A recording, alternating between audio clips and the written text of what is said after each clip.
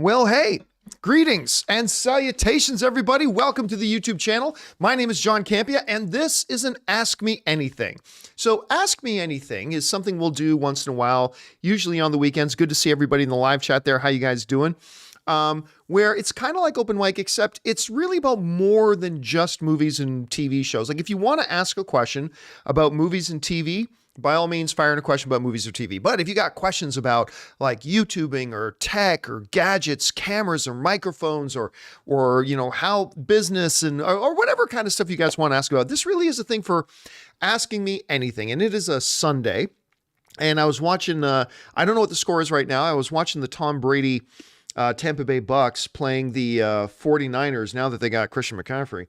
And the last I saw it was like 35-0. 35-0. Yeah, the Brady was getting blown out. Anyway, good to have you guys here. And yeah, that's what we're going to do today is we are going to talk about the things you guys want to bring up and discuss. And that's what we're going to do. The super chats are currently open, even though there's already a whole ton of them in there. But we're going to leave it open for a little while longer if you guys are just joining us and want to fire in a couple of questions or topics for us to discuss. And yeah, so it's going to be a great week. Avatar opens this week. Very, very excited about going to see that. I still haven't seen that yet.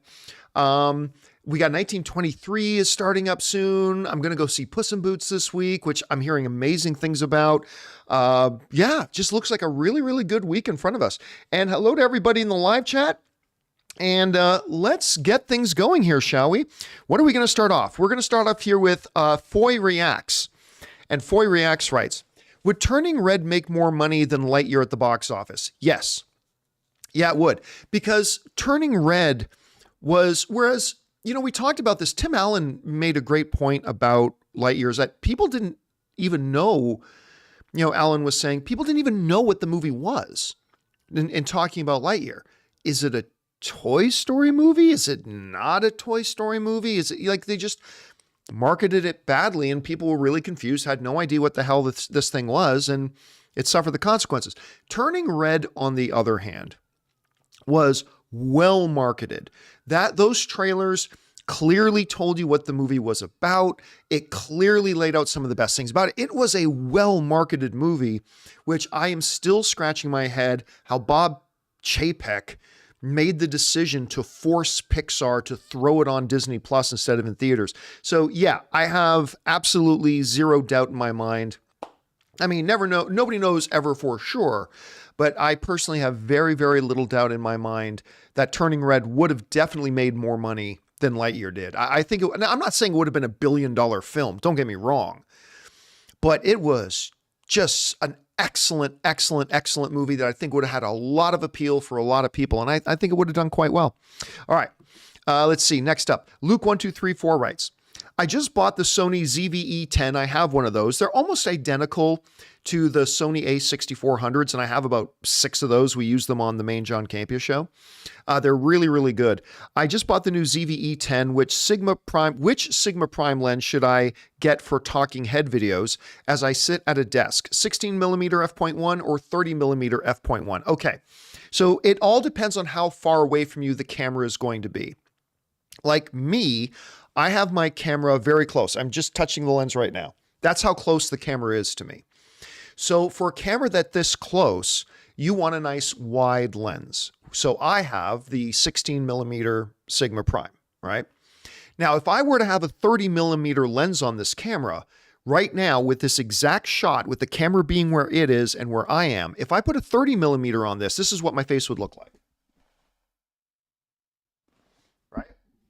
So if your camera is set up on your desk like mine is, you're going to want the 16mm. If the camera is a little bit further back, like 2 or 3 feet further behind your desk, then maybe you want to go for the 30mm. The thing about the prime lenses are they look magnificent, but there's no zoom. Like you'd have to artificially digitally zoom if you're using OBS or something. But yeah, I'd say if your camera's on your desk and it's a good close distance to you, I say go with the 16mm. If it's a few feet further back from your desk, then go with the 30mm. I hope you found that helpful. All right. Al Renshaw writes, where we go? There it is. I get emotional when I see Marvel 10th anniversary class video photo. You had legends like Stan Lee and the Core 6 Avengers in the front. I miss that. Yeah, the glory days of the MCU, man. I mean, don't get me wrong. The MCU is still putting out some incredible stuff. Ms. Marvel, WandaVision, Shang-Chi, Spider-Man No Way Home. Like they are still putting out some incredible stuff. But they're also putting out a lot more middle of the road stuff and some bad stuff like they never used to before. They used to be when you're in phases 1, 2, and 3, with the odd exception of an Iron Man 2 or a Thor 2, everything that came out was going to be gangbusters awesome, right? Everything. And you had that core group and all that kind of stuff. But things change. And I just hope that the MCU, again, the MCU is still very good, but they've swung and missed a lot more times in this phase than they did in phases 1, 2, and 3 all put together. So you're right. I miss those days too, man. I really do. All right. Thanks a lot, Al. Next up, we got Aiden Foley, who writes, the worst comic book film this year is about a human with a moniker of a bat, Morbius. And the best comic book film this year is about a human with a moniker as a bat, the Batman. Just a fun thought. It's true. I mean, yeah, Morbius is the worst comic book film of the year. I mean, that's all subjective. There are people who like Morbius, and that's great if you do. For me and a lot of other people, Morbius was probably the weakest and worst of the comic book films. And I agree. The Batman, even though I like Doctor Strange, The Multiverse of Madness, but I had issues with it. I liked Thor, Love and Thunder at the end of the day, but I had some big issues with it as well. I really liked Eternals. I thought was the Eternals this year? Yeah, Eternals was this year, right? Anyway, but, is what it is. But The Batman is the best comic book movie of the year. I think it's one of the top, personally, I think it should get nominated for Best Picture at the Academy Awards. It shouldn't win, but I think it's I honestly, legitimately today believe it's a top 10 best movie of the year. So I agree. The worst one had something to do with the bat and the best one had something to do with the bat. All right. Thanks for that, Aiden. All right. Ismail Montoya writes, where are we at? Hey, John, what are your reviews for the latest movies you've watched? I haven't seen many of your out of movie reviews. You have to be specific. I mean, I don't review movies when I don't see them instantly on opening weekend. Like I never reviewed Woman King because I didn't see it till like 2.5 weeks after it came out. I'd never reviewed Devotion because I didn't see it till like a week and a half after it came out. There were just some movies that I was just really late on getting to. So, I mean, you'd have to be specific. You'd have to ask me about specific ones. I'm not really sure off the top of my head. All right. Next up, Ethan Holgate writes, with less than 5 days away from Avatar, The Way of Water, John, the hype is killing me on the same level as No Way Home last year. I'm so ready for James Cameron's glorious return to the big screen. Listen, I know there are a lot of people, and I get it, because even though James Cameron is a good Canadian kid and I love him, he says some really dumb things. Whatever. But I can't think of a single movie of his that ever disappointed me. Whether you're talking about a Terminator movie or you're talking about my favorite action film of all time, True Lies, you're talking about 2 of the 3 biggest box office hits of all time in Titanic and the first Avatar, the way he just propels technology forward.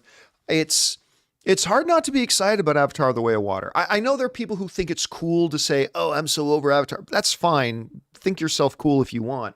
But I'm excited about it. Now, listen, there have been many, many movies that I've been excited about seeing that end up disappointing me. And maybe Avatar: The Way of Water will be one of those. But it is exciting to go back for a really true big blockbuster kind of film. And we'll see how it does. All right. Thanks a lot for that, Ethan.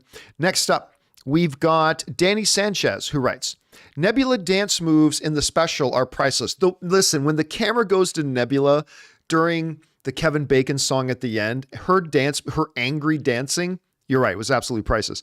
Danny also writes, want to thank you for all you do for our community. Oh, thank you, man. It is my awesome honor and privilege. I say it every day on the show. It is an awesome honor and privilege, as it is every day, to be able to get together with our community and talk about our favorite things, movies and movie news, TV and streaming. It is, I am truly, truly a lucky guy, and it's a lot of fun, man. Thank you so much for that, Danny. Thanks for being here and being a part of it. Danny also writes, does new Groot look too much like a dude in a suit? Well, that's because there were, if I'm not mistaken, a bunch of it was a dude in the suit. And to me, that threw me off a little bit. I think there were parts that were CGI, but I also think there was a bunch of scenes where it was indeed a dude in a suit. which kind of goes back to that topic where some people, I always have this argument with people and they always hate it when I say this, but people say practical effects always look better. No, they don't. No, they really don't. Sometimes they do. Sometimes they do. But I mean, whatever. I had the feeling it was a guy in the suit at some points. It just looked so real that it's hard to imagine that it wasn't. But at any rate, the only thing that threw me off about Groot in it was he looked a little too bodybuilderish. I don't know if that was Drax or if that's going to play into something to do with the story in Guardians of the Galaxy 3, but whatever. All right. Alfredo Parra writes, "Hey, John, you've spoken about your retirement plans, which sound great, but any chance of a baby can't be in the future?" Oh yeah. Anna, Ann and I I've said before, I am Canadian. All right. A lot of things I love about the US. I've lived here for like 14 years now. Love the country, all that kind of stuff, but I don't intend to raise my child here. I want to raise my child where I'm from, which is back in Canada. And so Ann and I have always kind of said that we will have kids when we are ready for me to move back to Canada. So when that happens, that's when that'll happen. All right. Next up. We've got Mitchell Chandler who writes, "Since it's AMA, no more Kaylee or Lou." Oh, we addressed this on the show the other day. We talked about this on the John Campea Show the other day. So yeah, look, I was explaining on this show that I love having a host. And, I love it how so many people think they understand how to do my show better than I do. I say, "John, your hosts are pointless." No. If you go back to the AMC days and the Collider days, like when you had somebody like an Ashley Mova or a Sinead DeFries or a, really, really good hosts, having a really good host, I think adds a whole new dimension to a show, right? And it gives it better flow, all that kind of stuff. So I found two terrific people with Kaylee and Lou, and understanding that they're both working actresses and models and stuff like that, I decided to hire two of them. So that way, if there's auditions or roles they have or things they need, modeling gigs they have, that the other one can fill in. The problem, and we explained this on the John Campea Show the other day, the problem that came up, and it's a good problem. This is, in the world of problems, this is a good one. The problem is that they're both so great and they just both appeared to kind of be in demand. So even though we were only doing stuff with them for a couple of weeks, there were already 3 days where we didn't have anybody in because they were both booked at the same time. And to me, consistency is very, very, very important. And I don't blame Lou or Kaylee at all. I mean, they should be doing the stuff that they're doing. I'm thrilled for their success. But it did create a situation where they weren't able to be consistent, and we were still having days in just a couple of weeks where we had no host on. So I made the decision to kind of pull the plug on that experiment for now until I can find, and I still want to find, a permanent host. I still want to find one. But, finding somebody who's really good at that and is available at the same time, that's not easy. It's not an easy task. So, is what it is.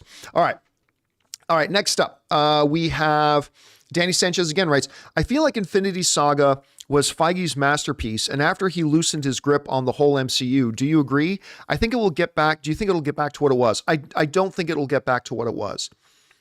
I do not think the MCU will ever be as good as it was, Infinity War and before.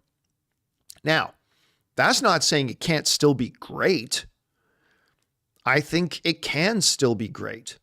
There's a lot of MCU stuff coming out that I'm very excited about. But if I'm being honest with you, I don't think it'll ever be as consistently great as it was before. And that's okay, right?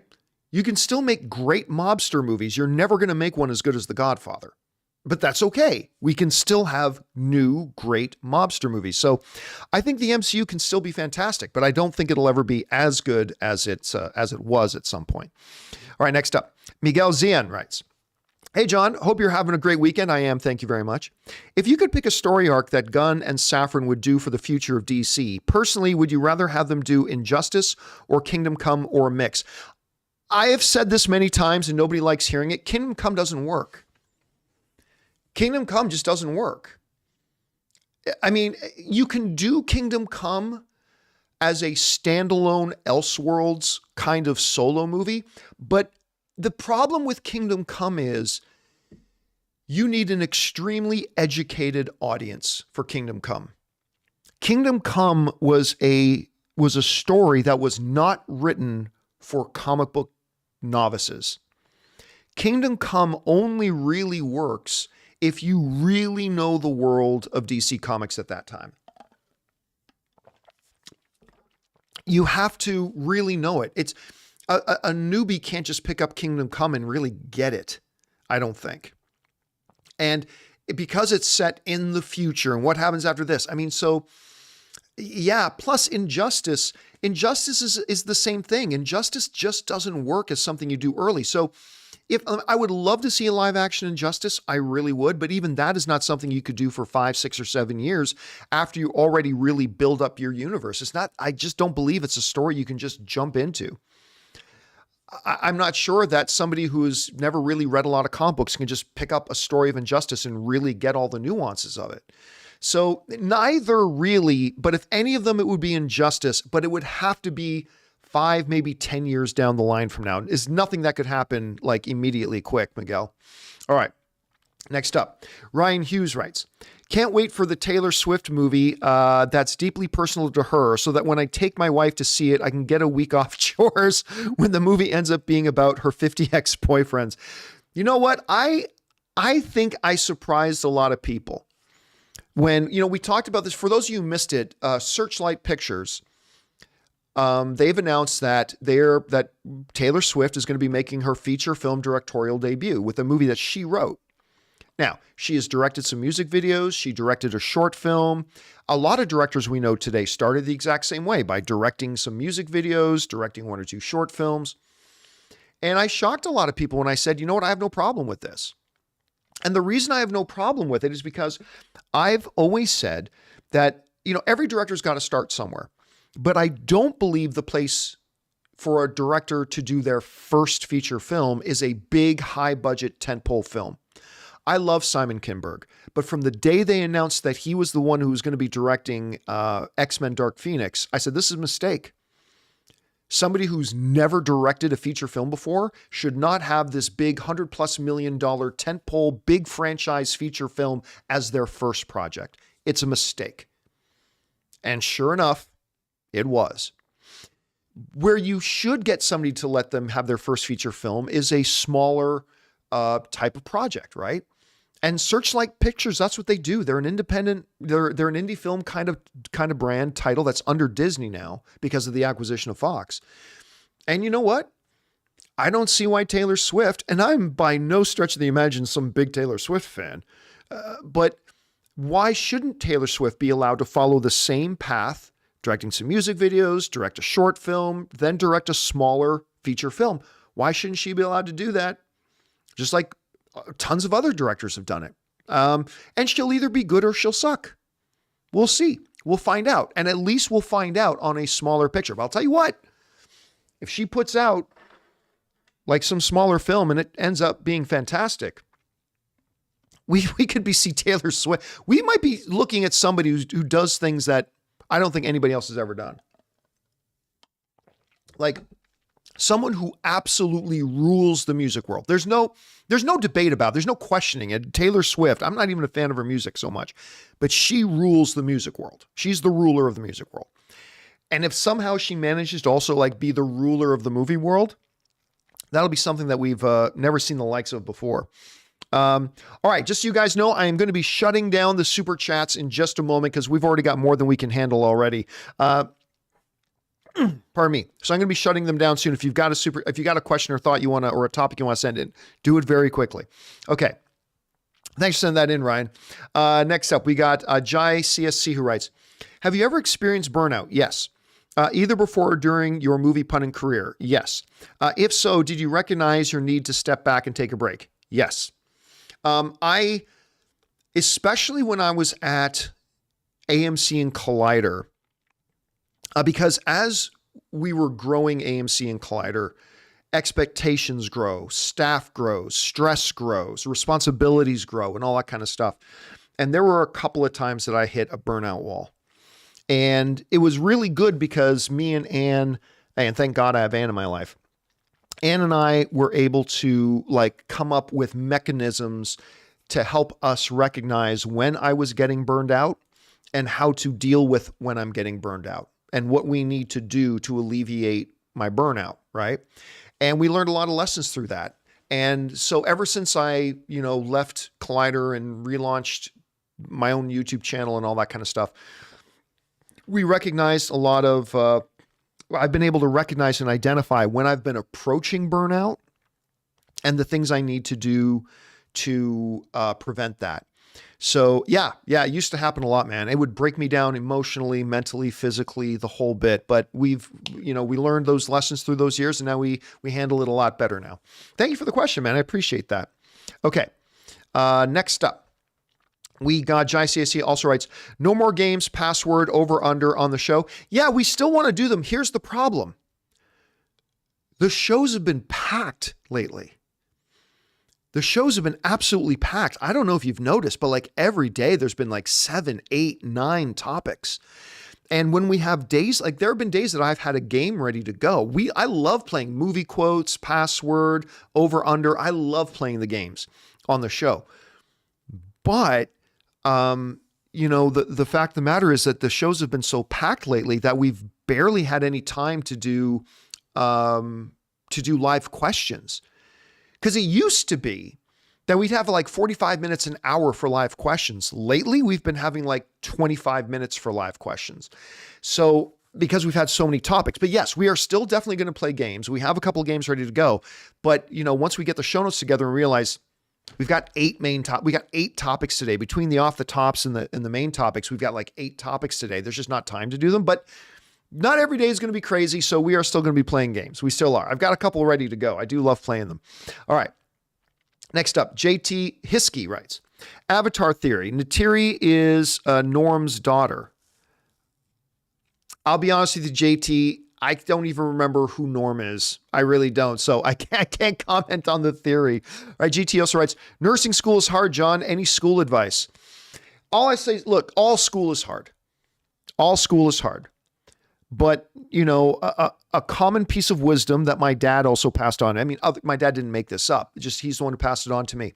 My dad always say this, when things are hard, just remember this. You do the things you need to do, so later you can do the things you want to do. I'll never forget that line. It's a philosophy I carry with me into doing the John Campea Show, into the way I manage my life, the whole bit. And really, this should be made into one of those posters that should be hanging on everybody's wall. Do the things you need to do, so later you can do the things you want to do. And there's no getting around it. School's hard. School is hard.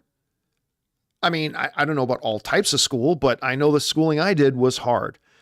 And it was lots of pressure and it sucked. And, my wife and I are very different. My wife now has 4 degrees and she's now in her doctorate program. My wife is going to be the first Dr. Campea. So my wife is going for her doctorate right now, but she's already got 4 degrees, 2 bachelor degrees, 2 master degrees. She loves school. It's one of the reasons why I'm always just barely above broke, because I'm paying for a lot of school. But that aside, Anne loves school. She would go to school as a career.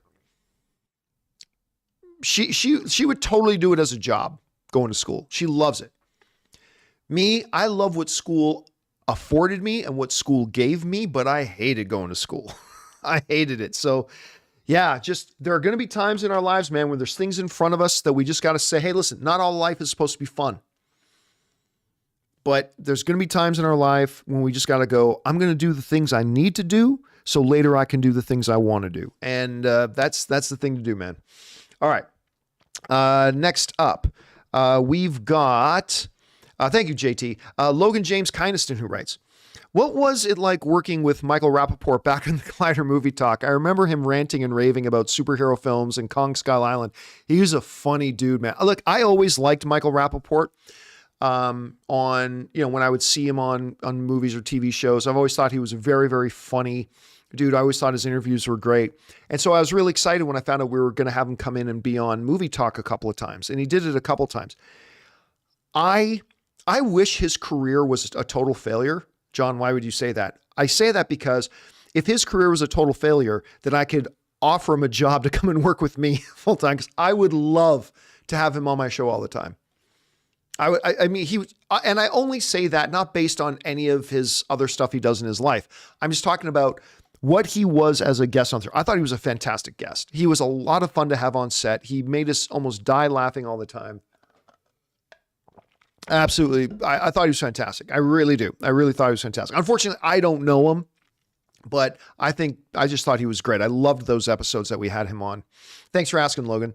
Landon Takiwa writes, hey, John, you've said before that you liked Loki and Moon Knight, but didn't love them. Correct. I'm just curious what parts about them that you did not enjoy. Well, I'm not going to take the time to go into full reviews here, but I mean, the best thing is to go back and watch my after shows for Loki and Moon Knight. Like, both of them definitely had great moments. They definitely did. But I remember, like, with Loki, there would be entire episodes where I'd be like, take this episode out of the show and nothing changes about the show. Like, it just felt like there was a lot of stuff where the narratives were never being served. We just have random collections of scenes. But again, they had episodes that were really great, and then things that just completely fell flat. And I remember going into the finale of Moon Knight, like, there were definitely some episodes of Moon Knight that I loved, but there were also episodes that were really flat. And for me, the final episode of Moon Knight was going to be the make or break. It's like it was a tie game going into the final episode, and the final episode was pretty disappointing. So I can't sit here for 35 minutes and go into a big dissertation of breaking down point by point. But yeah, I in general was kind of disappointed by both of those shows. I mean, I didn't flat out really dislike them like I did Hawkeye. But yeah, for me, they had great moments, some great episodes, but overall didn't quite work for me. All right. Thanks for asking, Landon. Next up, Nor Kamboj writes, John, are you looking forward to Babylon? I am. I mean, listen, you've got Damien Chazelle is an incredible filmmaker, right? Just incredible. Whiplash, La La Land, First Man. He's an incredible filmmaker. You've got Margot Robbie, one of the best actresses going today. Brad Pitt is fantastic. I love that whole era of Hollywood stuff. Now, I'm hearing mixed things about it, so it might not be great, but I am looking forward to seeing it. All right, next up, Murray Reich sends in like a $20 super chat. Thank you, Murray, for supporting us on that level, man. And Murray writes, I saw Violent Night and thought it was entertaining and had heart. Predictable? Yes, but who cares? The film slows down a bit in parts, but once it hits the third act, it just gets crazy. David Harbour was great. Home Alone meets Die Hard, 7 out of 10. I still haven't seen it. This is one of those movies that I've been dying to see.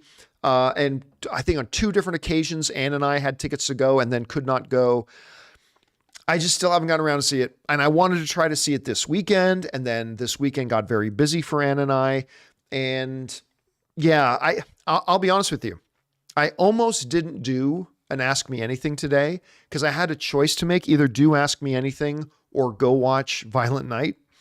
And I chose to do the show instead. So I'm going to have to get around. I definitely have to see it before Avatar on Thursday. I definitely got to see it before Avatar.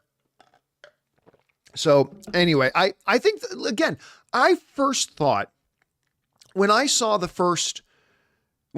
advertisements, right, the announcements for it, I thought, oh, come on, we've already done the badass Santa Claus movies before, right? We've had many of those. Do we really need another one just because it's Dave Harbour? And then I saw the first trailer. And I got to tell you, Murray, when the first trailer came out, I was like, okay, you got me. I'm on board. It looked fun. It looked fun. And I'm glad to hear from other people and people like yourself, Murray, that you had a good time with it. That gives me a lot of hope. So I'm going to get out there. I'm definitely going to see it before I see Avatar this week. So thanks for giving me your recommendation of it. I appreciate that, man, very much. All right. Next up, Ben Rayner writes, hey, John, hope it's a good Sunday. It is a good Sunday. Thank you. Tech question. I'm looking for a good XLR mic for streaming. Any good suggestions, preferably not most expensive? Well, that's interesting that you're saying it's got to be an XLR mic. I mean, a USB mic would be very, very handy. USBs, all you have to do is plug it right into the computer, but we'll put that aside. You're looking for a good XLR mic and you don't want it to be too expensive. I would recommend, let me see here. I would recommend the Rode Pod mic. Let me just see if I can bring it up here for you. Pod mic. Yeah, here we go. The Rode Pod mic. Let me see if I can get this up on the screen. The Rode Pod mic is a great little mic. Now, we use its big brother on the show. Like on the main John Campea show, we use the Rode Procaster mics. They're fantastic. I love them. But they're about $300 a piece. The Rode Pod mic is 90% as good. Maybe even like 92, 93% as good as the other ones. But these ones are $100. You can get these mics for $100. They have fabulous sound. They have a built-in pop filter. They come with a great grip for mounting onto your mic stands or desktop mic stand or whatever. $100, much cheaper than a lot of the other XLRs out there. Again, I would recommend looking into some USB ones, but if you really want an XLR mic, the Rode Pod mic is a microphone I would highly recommend. It's a great, great mic. All right. Next up, we go to Cydia Swift, who writes, a movie you would gift to your father to show him how you feel about him. Same for your mother. Oh, I don't know. Just a random thought that popped in my head. That's a great question, Cydius, but that's a question I would seriously have to sit down and think about for a few hours. I have no idea off the top of my head. I just don't walk around with those movies off the top. Again, it's a great question. Actually, you know what? For those of you guys watching, that is a great question for you to talk amongst yourselves about in the live chat. What's a good movie for you that that you would give to your dad to say, as a way of showing your affection for your dad? I don't know. It's a really, really good question. I don't have that answer off the top of my head, unfortunately, but you guys talk about that in the live chat. That could be a really good topic of conversation. All right. Next up, we go to Ben Rayner, who writes, Venom 2 post-credit scene, the most pointless and worst post-credit scene ever. What was the point of Venom showing up in the MCU just to have him leave in No Way Home? In my opinion, worse than Morbius. Here's the difference, Ben. Who gives a fuck about what happens later? It was a great post-credit scene. It doesn't matter what happened later. Yeah, ultimately, it didn't really lead to anything really. But John, a little part of the symbiote was left behind, which is such a stupid plot hole because that's not how Doctor Strange's spell worked, but whatever. But unlike the Morbius scene, the Morbius post-credit scene just left everybody rolling their eyes and going, oh God, that was dumb.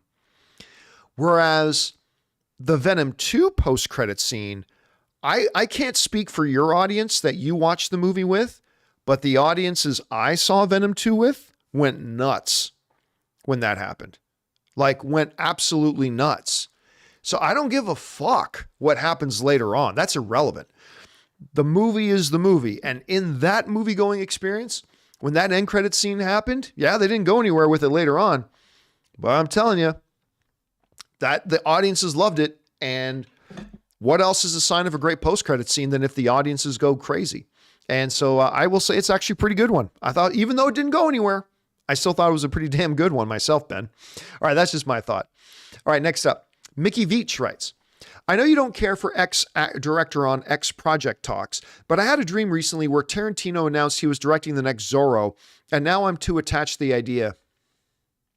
Here's the thing about Tarantino. I love Tarantino doing Tarantino movies. Again, you guys know I love Tarantino. I think maybe, his, what was it? Death Proof? Yeah, I think Death Proof is his worst film, and I don't think it's awful, but I think Death Proof is his worst film. Every other of his films I like. Some of them I absolutely love. He's a great filmmaker. The one knock on him to me, a bit of my hair jumping up. The one knock on Tarantino for me is the fact that Tarantino can only really do Tarantino films. One of the reasons I say that Steven Spielberg is clearly the GOAT, he's clearly the greatest filmmaker of all time, is because he can tell any kind of story. He can do light fantasy fare. He can do hard-hitting biopic. He can do dark and mysterious. He can do action and excitement. He can do political thrillers. He can do it all. He can do everything. Any kind of movie you imagine, Steven Spielberg can do it. I don't think I've seen Steven do a horror film yet, at least not a straight up horror film. Depends. You might want to define Jaws as a bit of a horror film, so then maybe he did. But he can do everything. He can tell any kind of movie, any kind of story, any kind of narrative. He can do it and he even fucking just did a musical with West Side Story. That was the best film of the year, by the way. Tarantino, while I will always be the first in line to see any new movie of his, he's got a very defined sandbox that he plays in, and he doesn't really venture outside of that sandbox. Like even when he goes to different periods, right? So you're talking about like maybe my favorite movie of his, Django, right? It's Django or Inglourious Basterds. They're both so freaking good. But even if you look at, say, Django, which is a period piece, but it still feels exactly the same, texture-wise, DNA-wise, as all. Like if you had never seen Django and you never heard of Django, and then somebody plopped you down in the living room, put on Django and changed, and you could watch it for 5 minutes and you would know it's a Quentin Tarantino movie, right? So that's the one minor knock on him. Could he do a Zorro movie? I don't know. Now I know he was trying to do Zorro and Django crossover. He was trying to do that for a while, but a straight up Zorro movie, I just don't know that would work. That's just too far outside of his sandbox. So I don't know. I don't know. Interesting thought though, Mickey. All right, next up. Randall Cartwright writes, if you were a filmmaker, what would be more successful to you? The number one box office of all time or winning more awards than Return of the King? I would consider as a filmmaker the more successful winning all the Academy Awards. But if I had a choice to either win 12 Academy Awards, which would be the most of all time, one more than Return of the King, or having a $3 billion film, there's a lot of residuals I'd get for a $3 billion film. I might take the number one box office one, man. All right. Next up, Harvs K sends in a $20 super chat. Thank you, Harvs K, for supporting us on that level, man. And Harvs writes, hey, John, just wanted to let you know that one of the items I ordered from the wish list, the Rainbow High Jewel Richie doll for one of the girls, isn't due to arrive at your home until December 25th through 27th per Amazon. Hope that's okay. Yep, there's going to be a couple of the items. By the way, guys, thank you to everybody. You guys sold out every single thing. We put a lot of stuff, like well over 100 things on the Amazon wish list for our adoptive family this year. You guys sold out all of it. You bought all of it. That's great. 95% of it has already arrived. We're actually starting to wrap all the gifts today. We're going to start. Anna's actually home with her mom right now, starting to wrap all the presents, which is great because I think we're delivering this week. And it's just amazing. Like, I cannot wait to just overwhelm this family with your generosity. And you guys also raised like almost $4,500. We put up a GoFundMe so we can, on top of all the gifts we're giving them, we want to give them some money. So hopefully it can help them get it down, a first and last month's rent down on a place for their family to live because they're living out of hotels right now.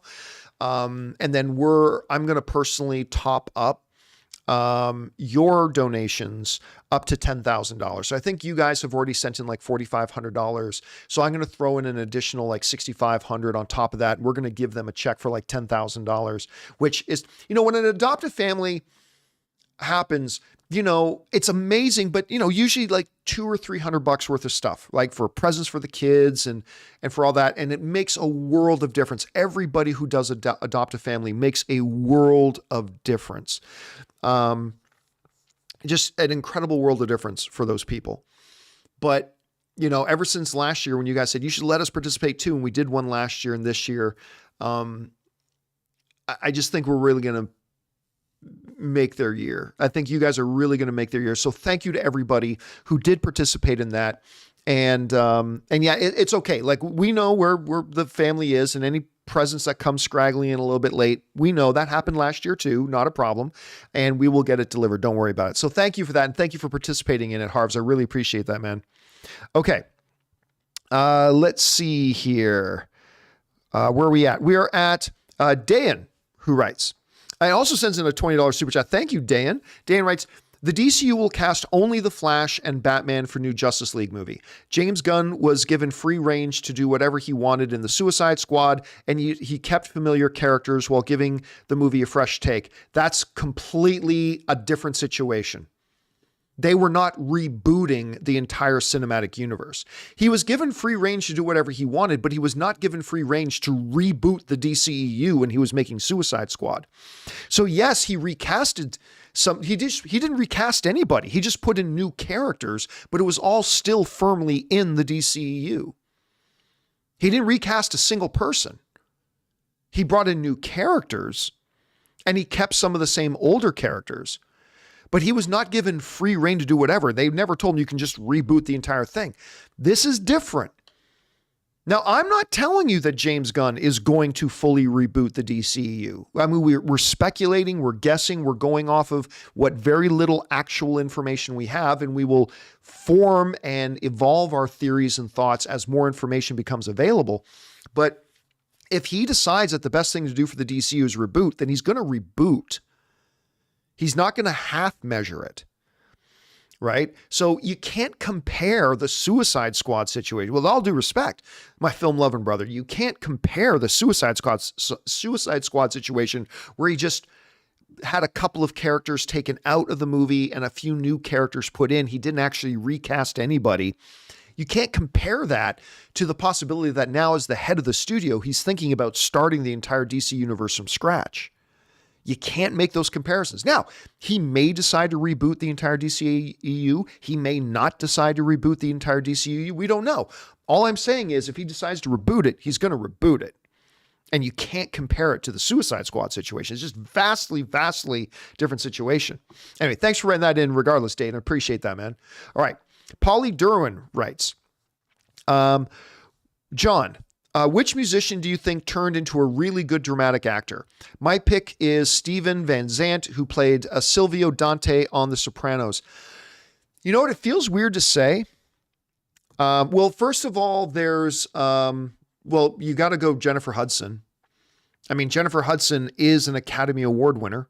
She started off as a singer. She was never like a hugely successful singer, but she started off as a singer and literally went on to win an Academy Award. And if I'm not mistaken, I might be wrong about this, but I think she actually was also nominated for another Academy Award, I think. Hold on a second here. Let me look this up. Jennifer Hudson. I'm just going to see if she actually won any other awards. Because like I said, I know she won. Okay, no, she was only ever nominated, but she won the Academy Award for Best Supporting Actress with Dreamgirls. She also won the BAFTA Award for that. And then she was also nominated a few other awards, not Oscars, those, for other roles she's had. So it's hard not to say Jennifer Hudson when she's got an Academy Award on her shelf. You know, Common is a good one. Common is a good one. Lady Gaga, she has an Academy Award nomination. And now she's going to be in The Joker too. So it's going to be really interesting to see that. But I'm going to throw out a name there that's going to sound funny. Marky Mark, man. Marky Mark and his Funky Bunch. Marky Mark was, big music star. And then he got an Academy Award nomination for The Departed. He's actually a very good dramatic actor. There's a lot of his movies I don't like, but he's a very good actor. So he's up there too. But for now, I will give it to the one with the Academy Award, and that is Jennifer Hudson. That's the one I'll give it to for now anyway. All right. Good question, Polly. Next up, Danito writes, how can the Texans screw up so bad? Because they're a 1 in 10 team, dude. For those of you who missed it, the Texans were playing the Cowboys today, and they actually a 1-9 team versus the Cowboys, who were like 9-3 or something like that. And they were actually had the lead up to the last minute of the game, and then they choked it away. Donito, they're the Texans. What do you expect? All right. Ezekiel, the Chicago Retro writes, hey, John, thoughts on the idea of James Gunn rebooting and starting with a Justice League directed by him? He would set the tone and characters for the rest of the DCEU. Well, listen, if he decides, and we don't know that he is, but if he decides to reboot the DCEU, I love the idea of starting right out of the gate with a Justice League movie. And I'm so tired of these people who thinking formula. Oh, no, John, you have to start with all these individual films and then you have to build up. No, you don't. No, you don't. That's a myth. Yes, it worked for Marvel. It absolutely did. But that's not the only way to do it. I mean, I've said this forever. Star Wars, George Lucas didn't need to do, well, I got this idea for a great movie. It's going to be called Star Wars, but, we got to do a solo Luke Skywalker film first. And then we got to have a solo Han Solo movie. And we got to have a solo Princess Leia movie. And we got to have a solo Darth Vader movie. And then we got to have a solo Jawa movie. And then once we've done all the individual stuff, then we can do Star Wars. No, he just made Star Wars. Freaking Guardians of the Galaxy. Guardians of the Galaxy didn't need a solo Star-Lord movie and a solo Gamora movie and a solo Drax movie and a solo Rocket movie. No, they just made Guardians. If you write your scripts well and you know how to make your scripts, I mean, look at The Godfather, right? You had Vito Corleone, you had Michael, you had Sonny. You had the family, then you had all the villains. There's a lot of characters in The Godfather. And guess what? They didn't need to make a bunch of solo movies first. They launched. People know Batman, and people know Superman, and people know Wonder Woman, and people know the Green Lantern, and people know these characters. So if you have skilled screenwriters who know how to write individual characters really well, take advantage of the fact that a lot of the audience already knows Superman, we already know Batman, we're going to get... And if you do that movie well, then when you spin off solo films, they'll be a lot more successful. Again, it worked. Doing it with that formula worked great for Marvel. It did, but that's not the only way things can be done. This myth going around that, well, no, you got to start with all these individual solo origin story movies first. No, you don't. Because you know what? One of the best comic book movies ever, the X-Men, the movie in 2000 that started the golden age of comic book movies, right? They didn't need to make a solo Storm movie first, and then a solo Wolverine movie first, and a solo Jean Grey movie first, and then no. They just made X-Men. And guess what? We loved that movie. We got invested in the characters. We got to know them, had a great story, all that kind of stuff. And then it created a great franchise. I mean, some chapters better than others. But yeah, I would love it if they rebooted, that they came right out of the gate, full banger Justice League movie. I would love it. And again, that's not the only way to do it either. They could go the route of solo films here and there. They can do that. That's fine. It's not about formula. It's about writing great movies. That's all it's about. It's not about anything else. There's no fucking formula. It's just about making great movies. And I would just love to see them come right out of the gate with a Justice League movie. I really would. But who knows? We'll see what happens, Ezekiel. All right. Thanks for writing that in. Next up, Victor Yu writes, hey, John, I've been indecisive on what TV I should get. What TV would you recommend on getting? Dude, I am not a TV aficionado. I look at a TV. Is it the right size I want? Listen, honestly, all TVs today look great to me. I don't care. It's OLED, UHD, 4K, blah. I don't care. I look at a TV. Does the image look good? Great. Is it the size that I want? Great. Is it the price that I want? Great. Almost all TVs today look pretty great. So For me, like right now in my living room, we have a 75 inch Samsung TV of some sort. I couldn't tell you what brand or what specific model it is, but it looks great. It looks great. And I found it on sale. It was a great size. Wonderful.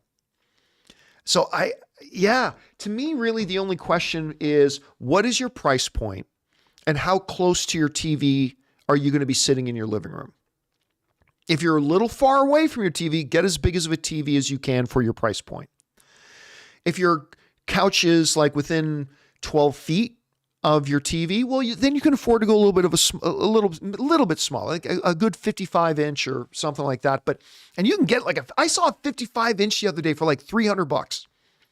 A 55 inch 4K TV for like $300. It is crazy how the prices have fallen.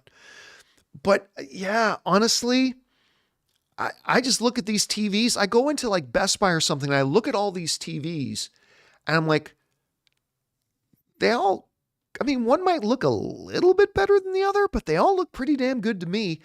So I'd say it just comes down to your price point and what size do you want. And then I think you should be good with just about anything you pick, man. All right. Let's see. Next up. I hope that you found that helpful, Victor. I know you were looking for something a little more specific. That's honestly the way I approach it. Culture Wars Diplomacy writes, going to WonderCon next year. I don't know. Maybe. I usually end up going, even though I hum and haw about it, so I probably will. All right, Mighty Tank 1 writes, looks like 1923 and The Last of Us air on the same night. Does that change things for the after shows? Probably not. It probably won't change things for the after shows. We might end up doing 2 of them. But we'll see. I'll look into that. We'll figure it out because I do want to do an after show for 1923, and we're definitely doing an after show for Last of Us. But we'll just have to figure out how we're gonna time it. Like maybe we'll do one at 3 o'clock, one at 5 o'clock. Maybe one will have to be a day later. I don't know, but we'll work it out. But we're definitely gonna have after shows for both of them. Good question, Mighty Tank. Cash writes, hey, John, have you seen The Bear? Yes. It's brilliant. The directing is incredible. It's by far the best thing, but Jeremy Allen White's performance is amazing. I don't think it's the greatest thing ever. My wife really likes it. My wife is actually the one who got me into it. And it's a bad name for the show. I get the title, but it's a bad name for the show. But regardless, it's very well acted. I'm a big sucker for kitchen dramas. Like whether you go back to Jon Favreau's Chef or whatever, I'm a big fan of kitchen dramas. The whole thing, the guy coming to terms with the stuff about his brother and all that kind of stuff. It's a very good show. I don't think it's like a top 3 show of the year personally, but I know a lot of people love that show and I think it's very good. If you haven't checked out The Bear yet, you really should take Cash's recommendation here and give it a shot. It's really quite good. All right, next up. D-Train writes, saw The Whale, Frasier will and should win the Oscar. 68% on Rotten Tomatoes, more like 86%. Aronofsky is a top 10 director. Even Mother was great. I hated Mother. I'm not going to lie to you, my brother. I thought Mother was a bag of shit. I thought that movie was horrible. Absolutely horrible. Clearly made by the hands of an artist, no doubt. But even though he's an incredible artist, that doesn't mean the final product was very good. I thought it was just terrible. I hated that movie. I thought it was a very self-indulgent bag of noise and nonsense. And we're getting to the point, I really hated that movie. I thought it was just terrible. Anyway, that being said, I'm hearing not great things about The Whale. To be honest, I hear that the performance, that Brendan Fraser's performance is incredible. And he's definitely going to get an Oscar nomination. Whether he should win or not, I don't know. I haven't seen it, but from everything I'm hearing, he's definitely getting a nomination. But I've heard very mixed things about the movie itself from a lot of people. So I don't know. I haven't seen it yet myself. I appreciate you giving me your view on it. But I am looking forward to watching it, and we'll see what I think once I see it. Thanks for writing that in, D-Train. All right, next up. JT Hiskey writes, I am stoked to see 1994 Spider-Man in Across the Verse. I can't remember which one 1994's is. Is that even in it? I don't know what we're talking about, unfortunately. But I saw like 15 minutes of Spider-Man Across the Spider-Verse at CinemaCon in April, and it's awesome. It's awesome. Now, the first 15, 20 minutes of Lightyear were incredible too. And then the second and third act fell off pretty badly. So who knows what'll happen with Across the Spider-Verse, but all I can tell you is that the first 15 minutes of the movie are incredible. I cannot wait to watch this. Cannot wait to watch it. All right. Thanks, JT. Orange Hand writes, are there any activities you've done in life that while you didn't enjoy it, you're at least glad you tried it? Example, gone camping, skydiving, etc. I did skydiving, never do it again because since that time I've developed a fear of heights, so that's never going to happen again. Let's see, what else? I love camping. I haven't done it since I moved to the US, but like I grew up camping with my family. I love camping. Things that I didn't enjoy that I'm glad that I tried. That's a very good question. Are there things that I didn't enjoy? Well, I didn't enjoy going to school. I think we established that. I hated school. I think I liked elementary school, St. Daniel's for life. I went to St. Daniel's Elementary School in Hamilton, Ontario. But I hated high school, even though I went to a very, very good high school. I went to Saint Jean de Brebeuf High School, part of the Catholic school system. Canada, we had two different school systems. We had the public school system and then the Catholic school system. I was a part of the Catholic school system, obviously. And I went to Saint Jean de Brebeuf High School. I had a very, very good school, but I hated going to school. I hated it so much. I didn't even go to my graduation. I didn't go to the prom. I didn't go to my graduation. I hated school, hated it. And then even when I started studying law, it's like, nope, I didn't like it. But again, do what you have to do so you can do what you want to do. So yeah, I'd say school. School is one of the things I did not like, but I'm very glad that I did it. So I think that's the theme of today. All right. Let's see here. Next up, we have Gabriel, who writes, if you could go back in time in an invisible spaceship, what time would it be?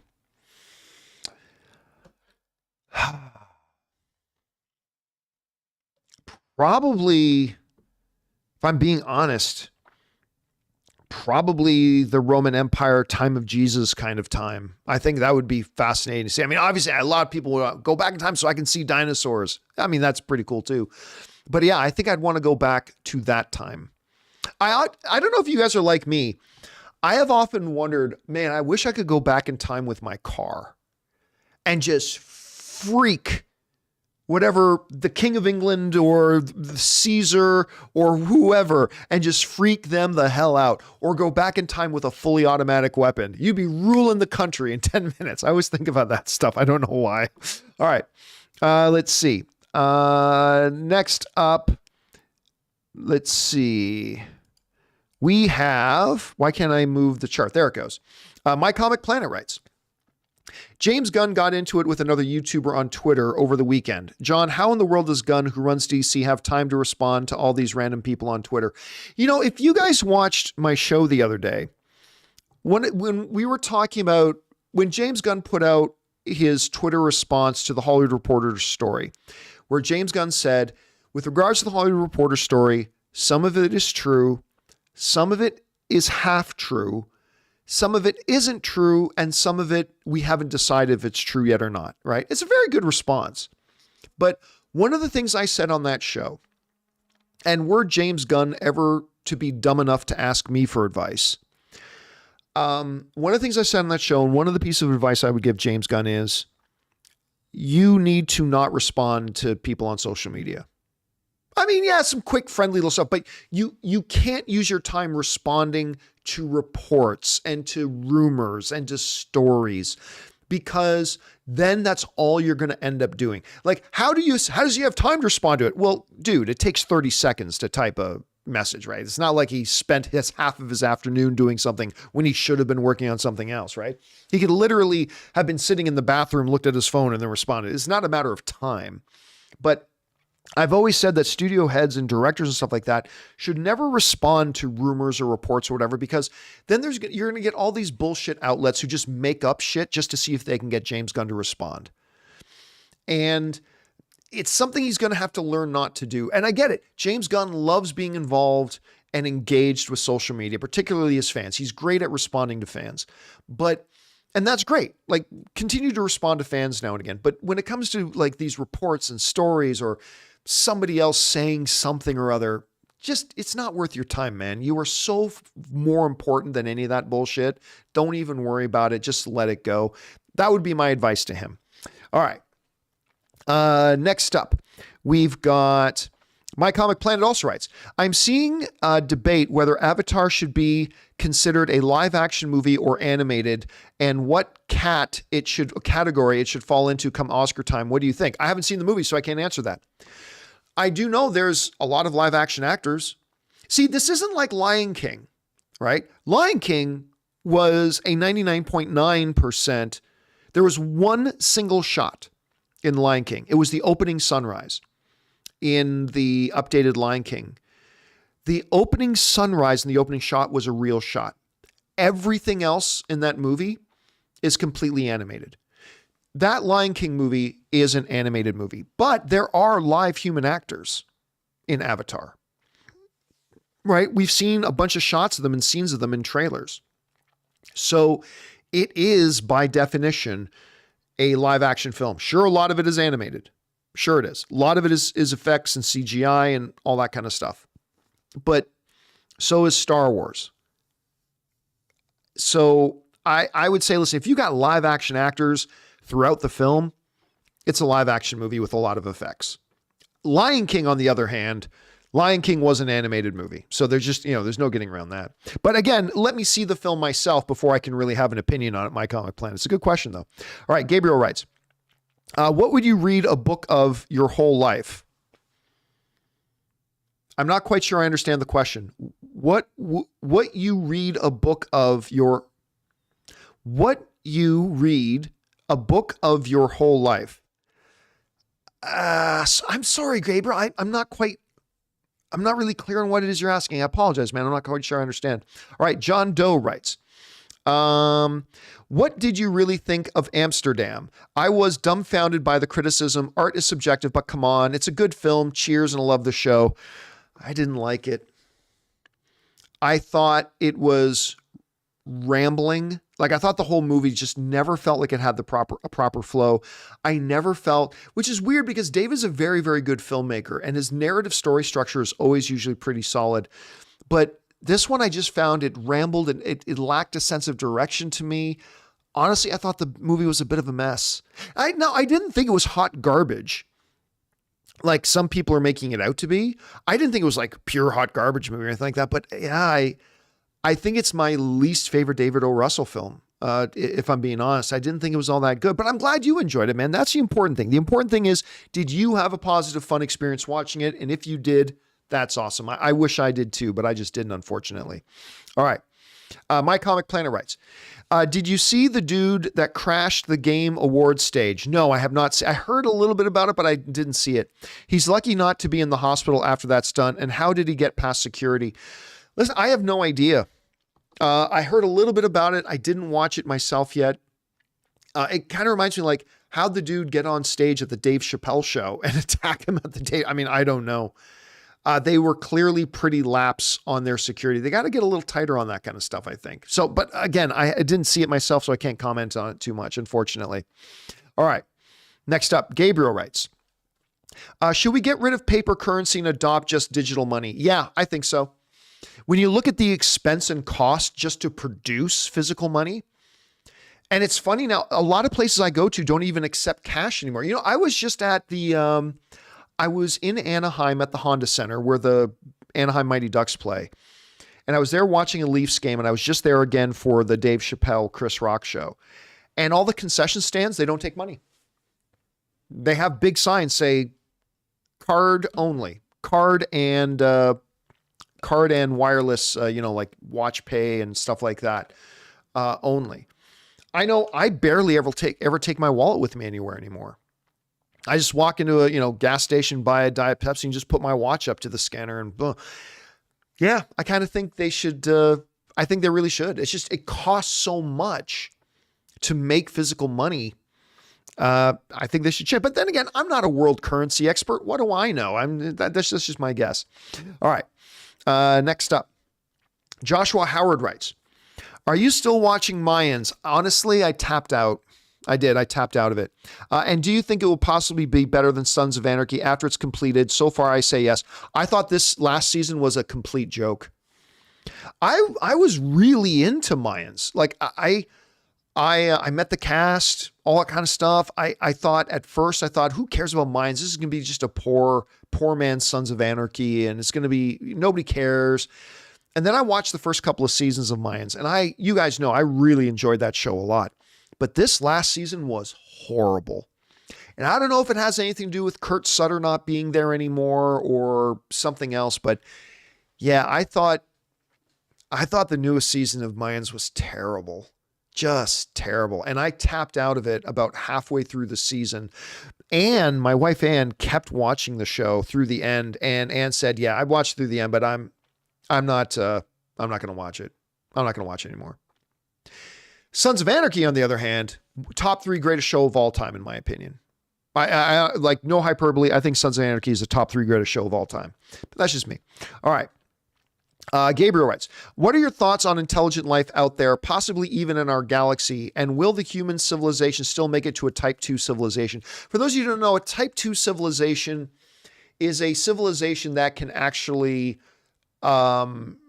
has planted its flag in multiple solar systems. They say travel speed of light is one of the indicators. I honestly don't think the human race will ever make it to a type 2 civilization. I mean, I just look at what's going on and the type of people that are in our world today, and I just don't see us ever making it to a type 2 civilization. But I've always believed, like, the universe is so big and so vast, I've always believed there's other intelligent life out there. Mathematically, it's highly improbable that there's not. But yeah, that's my thoughts on that. All right. Fangblaze71 writes, do you prefer the more human-like design of Transformers in the Bay movies or the more blocky design in Bumblebee and Rise of the Beasts? All right. It's kind of interesting that you asked that question while I'm wearing this shirt. It depends. Honestly, I think the design of the Transformers, even though I only like the first Michael Bay Transformers movie, I didn't like any of the rest of them. I think the design of the Transformers in those movies were better designs for those kinds of characters.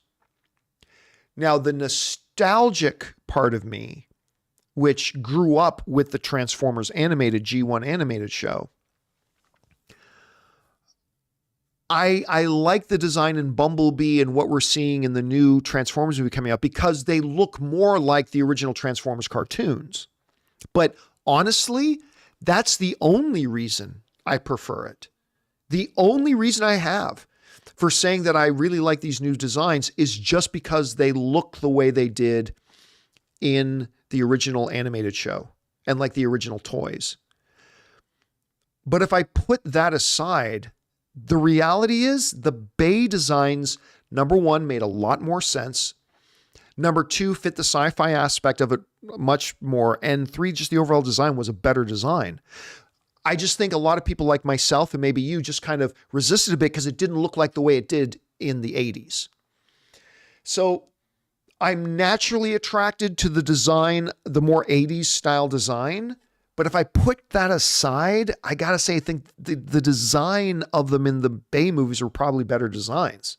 They just didn't look as much like they did in the original toys. But anyway, that's just kind of my quick thought on that. All right.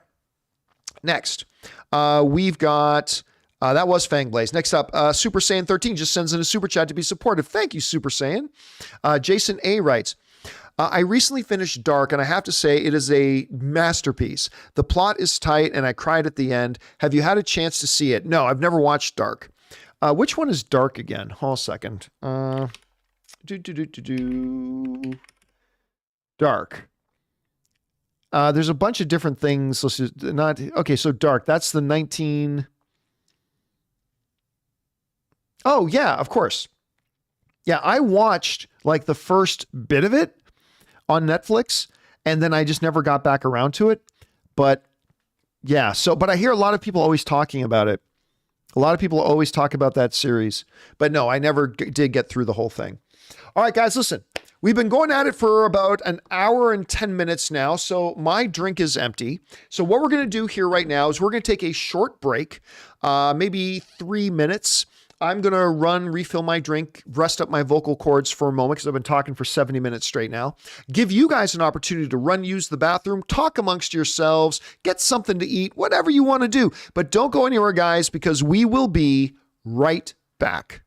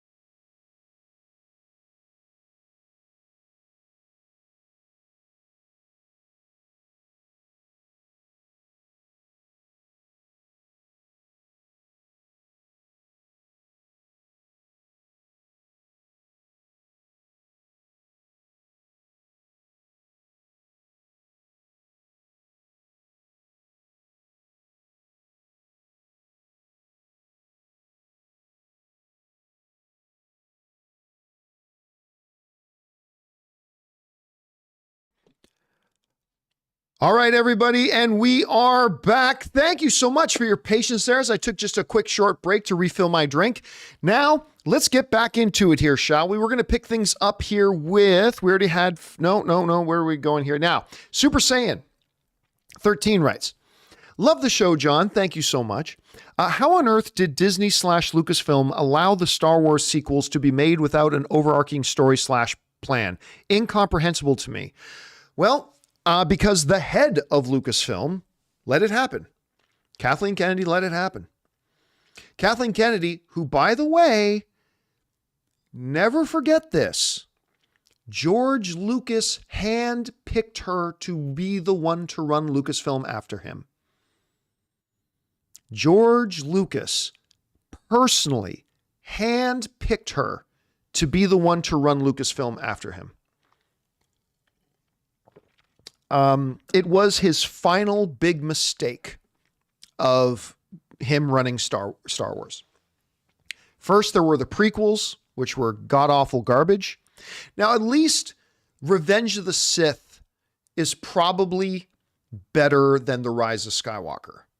I'll give that, but the prequels themselves were hot garbage. But then his one big final mistake was hand-picking Kathleen Kennedy. And by the way, I don't blame him for the choice.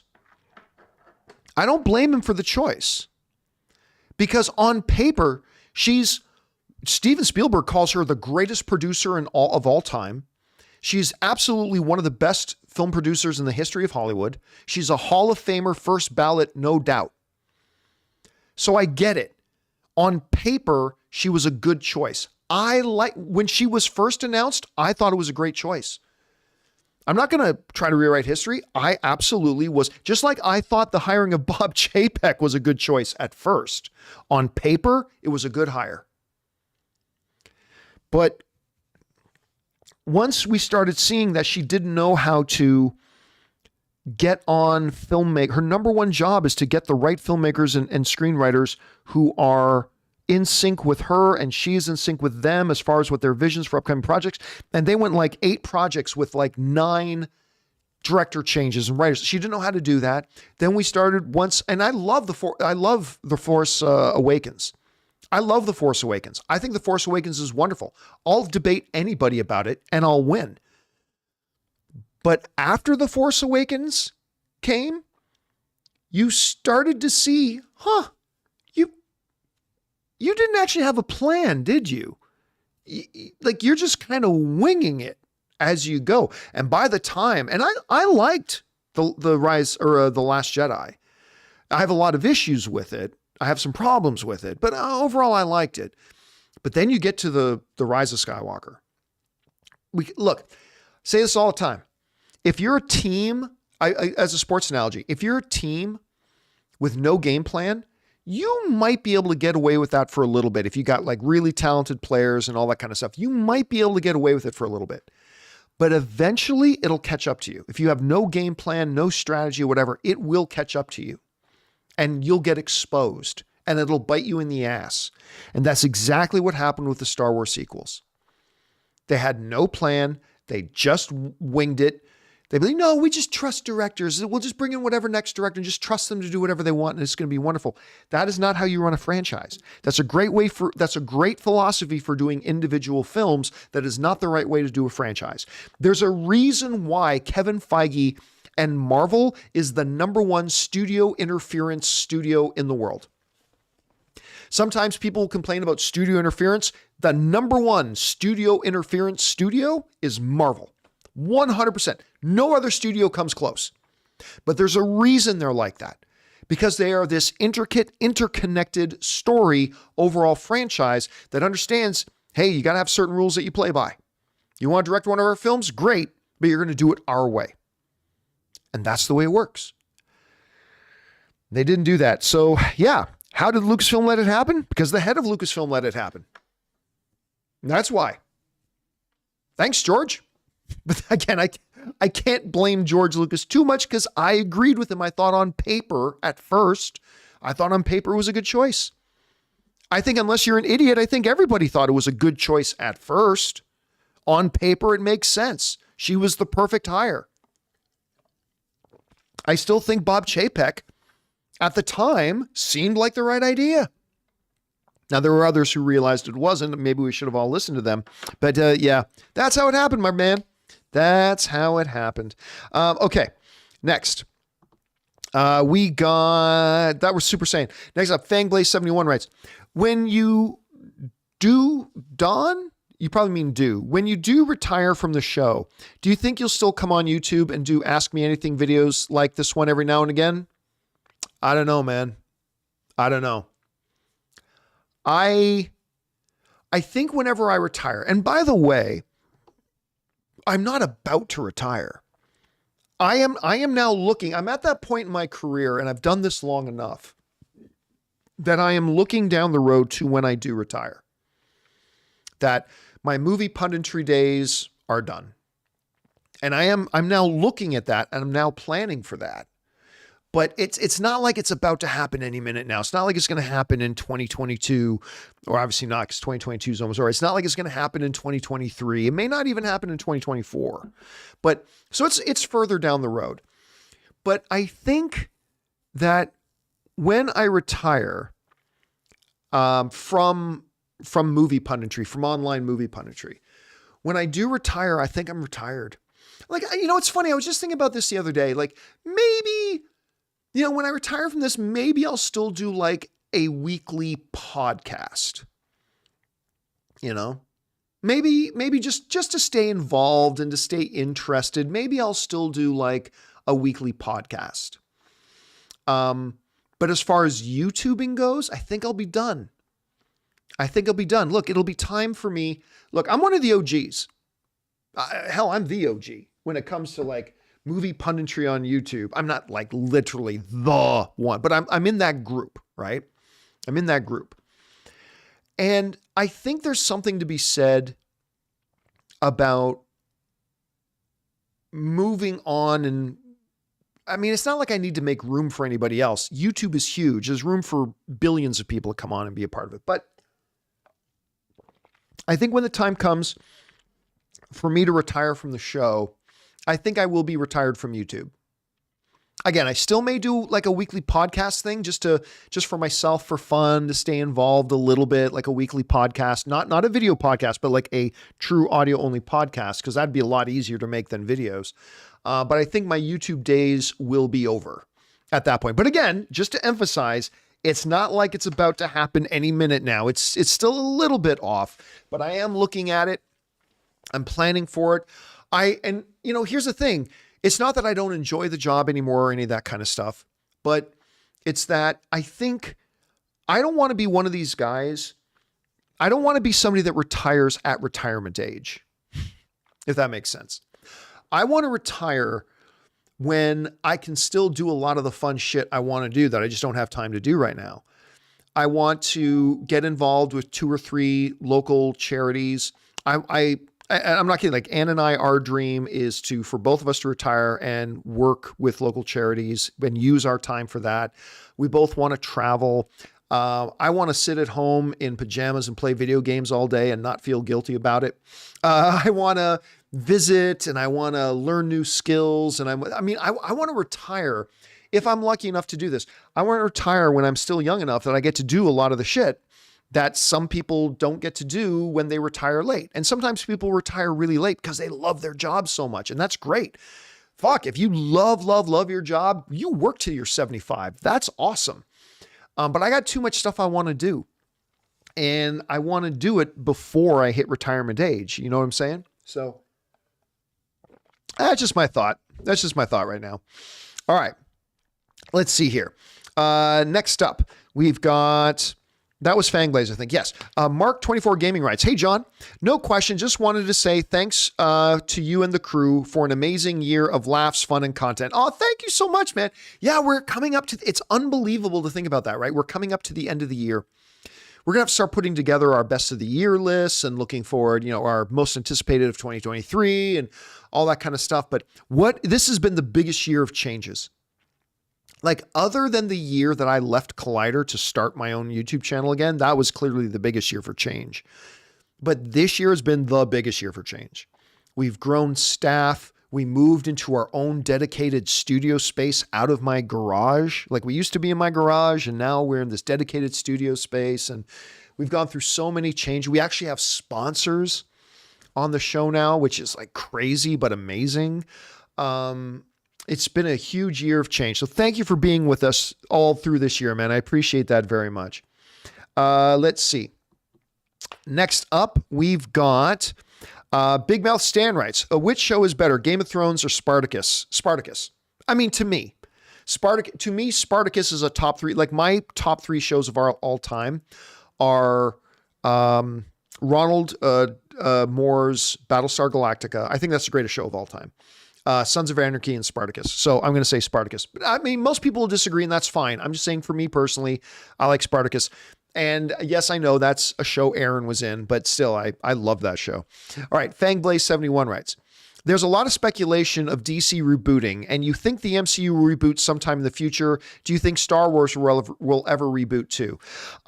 Marvel will reboot at some point. You have to. At some point, you've just grown too top heavy and it just gets too convoluted. And at some point, Marvel will reboot. I'm not saying it's in the next 4 or 5 years, but at some point it will reboot. Star Wars never has to reboot because it's a galaxy. It's a galaxy. You can tell you can say 1,000 years have passed, or go 10,000 years in the past. You can go 10,000 years in the future. You can go 10,000 years in the past. It doesn't matter. Star Wars never needs to reboot. So I used to think at some point Star Wars will reboot, and at some point you're going to get a remake of Star Wars, and I'm fine with that if they do. That's okay. It doesn't matter to me. It doesn't affect the original movies. But the more I think about it, the more I don't know that they're ever going to reboot Star Wars. There's no limits to where they can go and what they can do. Marvel, DC, that's different. At some point you do have to reboot, but Star Wars, I don't think so. But who knows? We'll see. All right. Thanks, Fangblaze. Next up, the Everything Entertainment sends in a $20 super chat. Thank you, man. And writes, "In some ways, I get there are political messages in movies that just feel so preachy. Even I'm sitting there going, we get it. Climate change movies are the worst about that. But what I'm getting tired of Are basic things like women and people of color come into the shot, and Jethro Smallsack comes in with, "Stop shoving your political opinions down my throat. How can we beat this trend?" Yeah. Look, here's the thing. When it comes, first of all, I just assume anybody who uses the word woke is a moron. I'm not saying everybody who does is a moron. I'm just saying my starting assumption is anybody who uses the word woke is fairly, lacks a bit of intelligence, but whatever. That being said,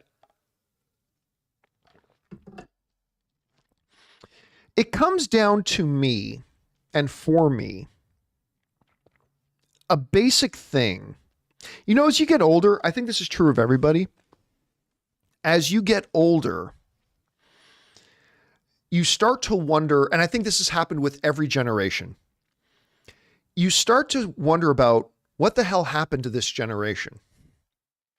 And I've been thinking that a lot lately. And you've heard me say this before, but it's true. Now, look, you got to understand a little bit about my context. I'm Italian. I grew up in a family filled with very strong male role models. All right. You just got to understand. My father is the classic definition of a strong male role model who modeled and defined hard work, family first, all these things. Work hard, do the things you need to do so you can do the things you want to do, outwork everybody else, have a strong work ethic, be dedicated to your family, blah, blah, blah, blah, right? So I grew up with an extremely strong male role model in my father.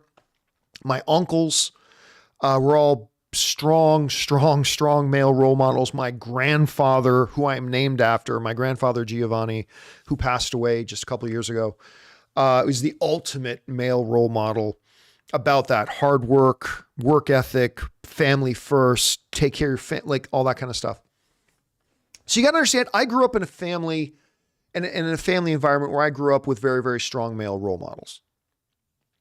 And, I'm not saying my circumstance was any better or worse than anybody else's. Like some people grew up without male role models and they were blessed to grow up with strong women who taught them all the lessons they taught in life as their mothers and aunts and grandmothers, stuff. It's all different. One's not better than the other. I'm just saying that was mine. I just wanted to give you guys context for the environment that I grew up in. I grew up working road construction on my summers because that was my family had a history of working road construction. On my summers, I would work road construction, and I worked with a lot of Portuguese and Italian men and all these kind of stuff. And I just grew up with a lot of strong male role models. All that is to say that I look around today and I wonder, where the fuck are the men today?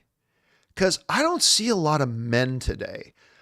I see a lot of crying little insecure snowflake babies who I don't know if they just didn't have strong male role models or if but I don't see men anymore. I see insecure, weak little babies who cry about things being woke and blah, blah, blah. And I just think, where the fuck are the men? Where are the men? I see boys. Everywhere I look, I see these weak, pathetic little boys who are so insecure and so weak that the moment they see something that isn't like them, they feel threatened and they feel insecure because, I don't know, their fathers and their mothers didn't raise them to be strong, didn't raise them to be secure in themselves, didn't raise them to feel, I don't know. I don't know if it was their upbringing. I don't know if it was whatever, because I hear a lot of people say stuff like that. They're shoving their agenda down our throats. I'm like, well, those are the words of a weak, little, insecure person. Those aren't the words of a man, because a man doesn't feel threatened by other people doing other things. A man is perfectly secure in who and what they are and is perfectly good with other people being who and what they are. So, like whenever I hear somebody is shoving their thing down my throat, I feel like, you poor bastard. Like you weren't raised being taught how to be a man. But whatever. So I get, and here's where it gets interesting for me. This whole notion, they're shoving something down my throat. Okay. All right. Let's look at that for a second. I get it. If you want to take something like, say, Supergirl. Remember the Supergirl show? Remember that? Let's see if I can bring something up here. But I get it. If you want to take the Supergirl show and talk about, oh, they're being preachy, or they're trying to shove things down our throats or whatever, I can get that to a degree. To a degree, I can get that. Because in the Supergirl show, and again, I still think you have to be pretty weak, insecure little snowflake for it to bother you. But what I will say is, if you looked at a girl like if you looked at a show like Supergirl was very preachy. I mean, it was. I'm fine with them being preachy if they want to be preachy. That's fine. You do your thing. I didn't like the show. I didn't like Supergirl, but I get it. Supergirl was very much all the time. Whenever you tuned into Supergirl, they were always giving speeches about the power of being a woman, and I'm not a girl, I'm a woman. Well, I am a girl, and I think it's powerful to be a girl. Like right? They did. They preached it all the time. So even though I think you have to be kind of a myopic little weakling to have that bother you, I can at least see what you're saying when you say that show was trying to shove their whatever down my throat. If you're a man, you know nobody can shove anything down your throat unless you let them. But still, whatever. I get it. That show was very preachy. I can at least see where you're coming from. I can see where you're coming from. Where it becomes insufferable, though, is when nobody is trying to shove anything down anybody's throat, and yet they still cry. Let's look, for example, at Willow, the new show Willow, which, by the way, I'll be straight up front with you, I've already tapped out of Willow. It's just not a good show. In my opinion, to me, it's just not a very good show. It's just nothing about it really works. I can see what they're trying to do. I see what they're going for. I love Warwick Davis, so I wanted to like this show. But, you know, in the one episode, Warwick Davis's friend dies, but I didn't feel anything because they didn't do a good job to make me care. You know, the one mentor dude dies too, and I just didn't care because the show didn't do a good job of getting me emotionally invested in the character. It's just not a good show to me. If you're enjoying it, great. But me, I'm not. But let's take a show like Willow, right? Now, in Willow, for those of you who may not know, a couple of the main characters, one of them is the princess, and one of them is her best friend, being played by the redhead girl from Falcon and Winter Soldier and from Solo, a Star Wars story. I can't remember the actress's name. But you have the princess and her best friend, and they're in love with each other. They're lesbian characters, right? But here's the thing. Here's the thing about that. Let me see if I can bring this up.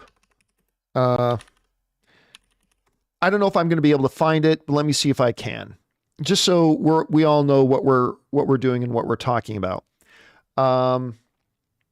Oh, when I look up Willow, I'm getting totally the wrong show. Hold on a second. Disney Plus.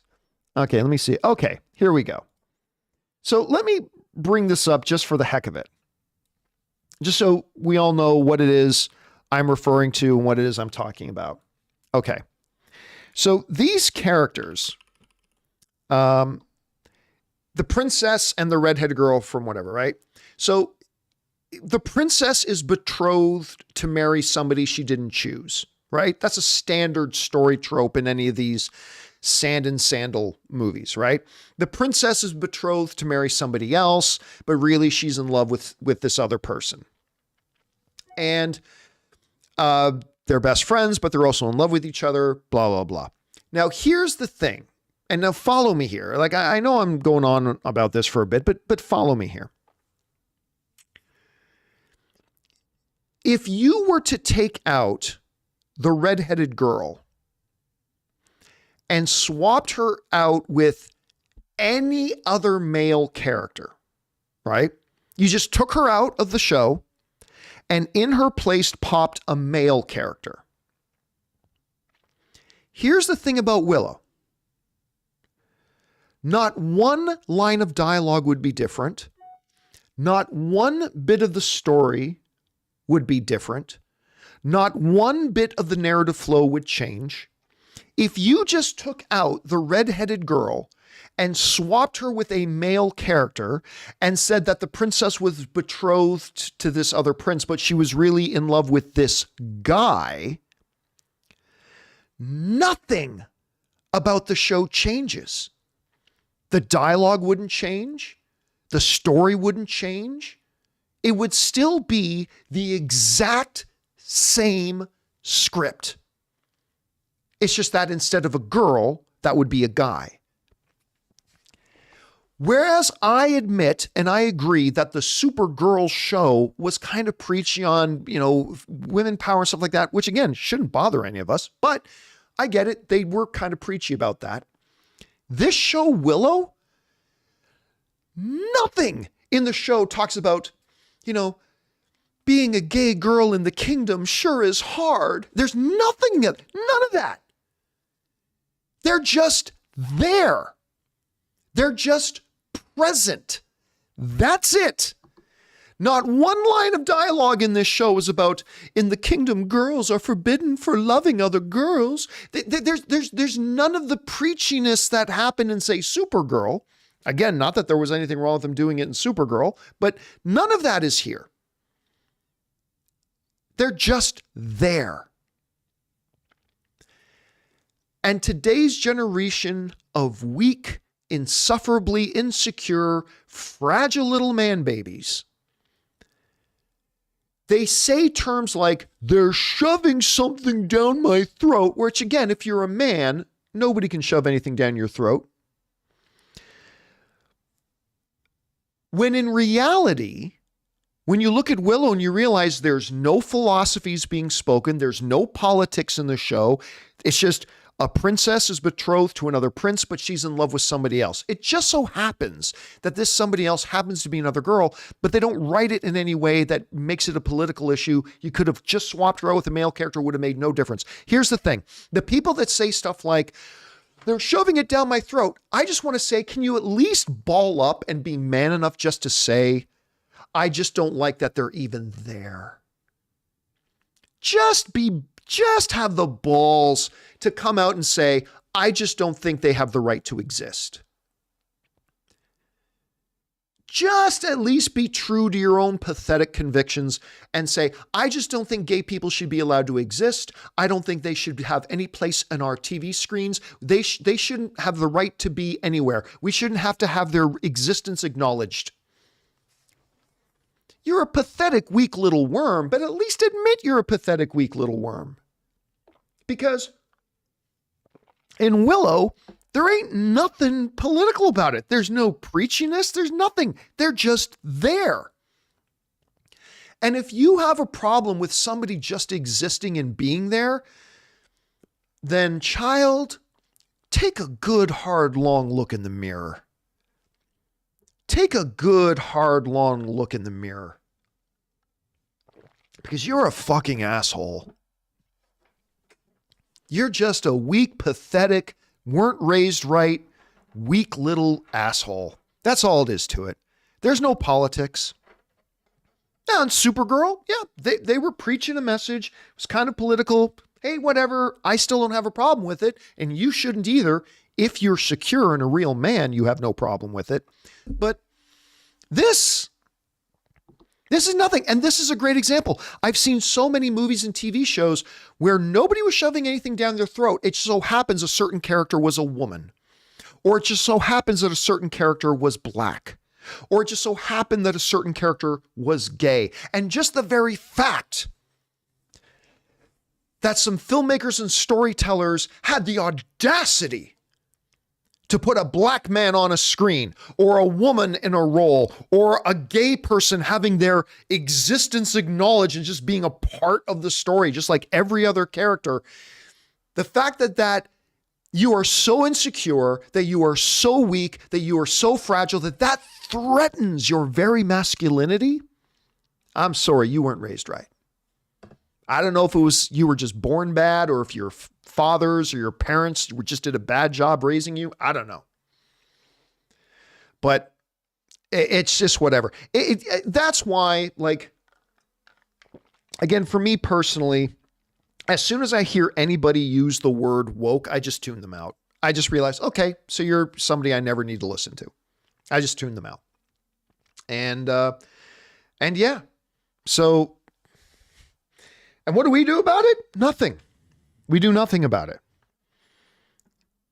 Here's the great thing that we've learned as a society. Eventually, like, there were lots of people there was an entire half of the country that fought for slavery. There were people who tried to fight for, keep the country segregated. And they're like, eventually better ideas win. Eventually. And I found the most effective way of dealing with this generation that doesn't know apparently how to be men anymore. I've just found that the best way of dealing with people like this is really just ignore them. Just ignore them. Because eventually, while we as a species tend to not always have the most common sense, eventually common sense does win out. Sometimes it takes longer than we want it to, but eventually common sense, eventually goodness, eventually intelligence does ultimately work out. And I know there are a lot of people that fight intelligence and fight goodness and fight common sense. And they just want to go back to the way things were in their wonderful, racist, misogynistic, bigoted days. But we move forward. And honestly, the best way to combat stuff like that is ignore them. I don't know. Maybe I'm wrong about that. Maybe I'm dead wrong about that. But it's just my kind of thought on that. Anyway, let's get back over to it here, shall we? Anyway, thanks for that, Everything Entertainment. Next up, The Italian Stallion writes, accepted with Justin Long as criminally underrated. I like that movie. But everybody knows I'm also a really big Justin Long fan. I like Justin Long a lot. By the way, Jonah Hill was in that as well. It was really good. I agree. I mean, I don't think it's one of the greatest comedies of all time, but I agree. Accepted is an underrated movie. All right. Love Daggerborn writes, would you consider doing a one-on-one with Christian Harloff? I'm not quite sure what you mean by that. Like, I have Christian on my show all the time, so I'm not really clear what you mean. Anyway, next up, we've got Gabriel writes, would it be cool to live forever and avoid old age just as long as you can avoid accidents? I mean, sure. And that's part of the mythology of vampires in our storytelling, right? The idea of forever immortality and stuff like that. Gabriel also writes, what's your go-to superpower? Flight. I think it always comes down to flight. And maybe that's because I have a fear of heights. I don't know. Maybe that's why I think if I had the power of flight, that would get rid of that phobia of mine. I don't know. It's a good common question we all ask. All right. Jax writes, how can I get myself a Ryan Reynolds sponsor? I don't have an answer for that. I do not have an answer. Look, if you want to get sponsors though, build a show talking about sports or music or technology or trends or fashion or cars or whatever, build it up to a certain point. And eventually Sponsors will come looking for you if you build up to that size. All right. The Everything Entertainment writes, my AMC put a straws or for beverages only sign by the popcorn dispensers. The straw trick is over. Sad face. Doesn't happen. They can say that anything. Here's the problem. I saw that some people misuse the straw trick. For those of you who don't know, the straw trick is this. I developed this years ago because I like a lot of butter on my popcorn, but just putting butter on the top of the popcorn doesn't work. So what I developed this technique where I put a straw on the butter dispenser and then put the straw down to the bottom of the bag, start dispensing the butter and move the bag down so butter gets distributed evenly through the popcorn. They can say that all they want, but I still do it. But yes, some people misused it and they've jammed up the butter dispensers. Come on, guys, be smart. But I'm still going to do it. I don't care. They'll have to pry that straw to my cold, dead hand before I stop doing my butter trick. All right. Sith Loud writes, yo, just want to say thank you so much for what you were able to do with this show. Thank you, man. Everyone who's part of your crew are all so fun and engaging to watch. So here's some appreciation for all of you. Oh, thank you so much, Sith Lord. Like it is always really, I have all through my career had a chance to work with some great people and have such a great community. And it is just so great. Just you even being here and watching the show and being part of it is amazing. So thank you so much for that. I appreciate that. And thank you for supporting the content that you enjoy watching. I appreciate that a lot, man. That means a lot. All right. Next up, Big Mouth Stan writes, have you watched the show You on Netflix? I've watched a bit of it.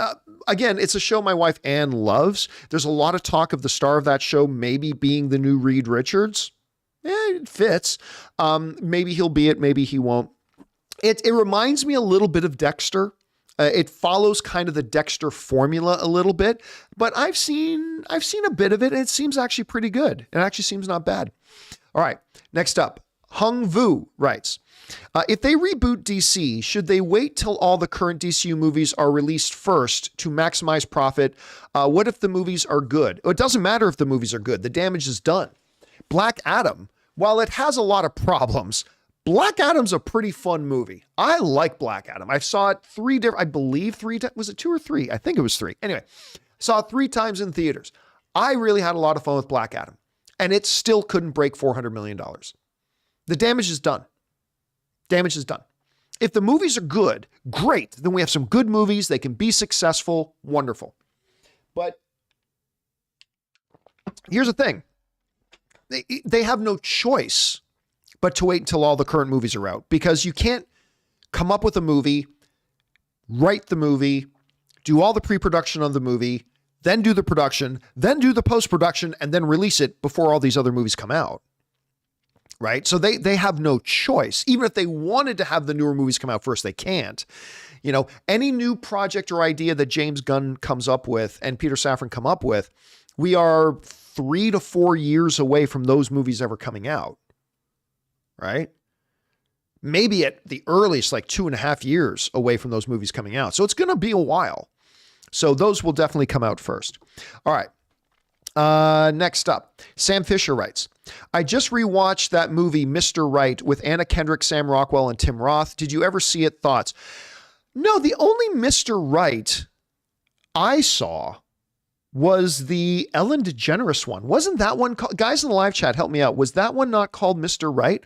I don't remember this one with Anna Kendrick. Hold on a second. Let me look this up here. Let's see. Mr. Right, IMDb.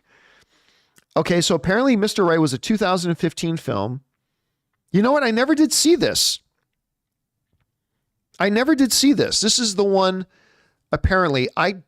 You know what? I love Anna Kendrick. I love Sam Rockwell. I do not remember this film. Tim Roth, again, I love Tim Roth. Anson Mount is in it. Nope.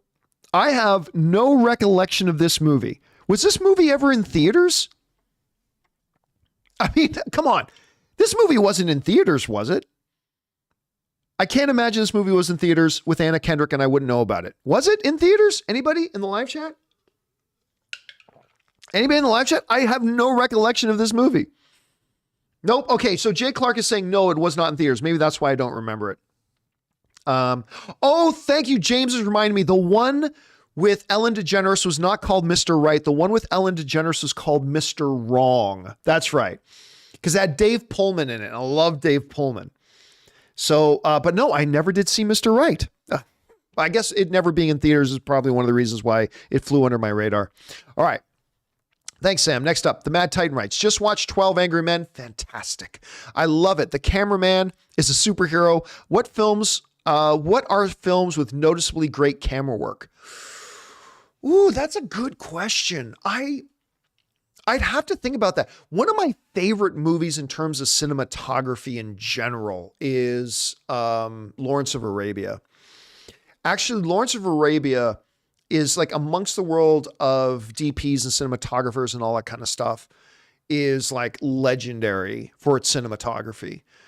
Also, I mean, this may sound really weird, but Mark Neveldine and Brian Taylor, the guys who made the Crank films.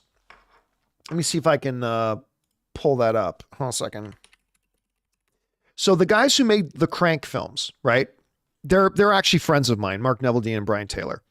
So they made the Crank movies.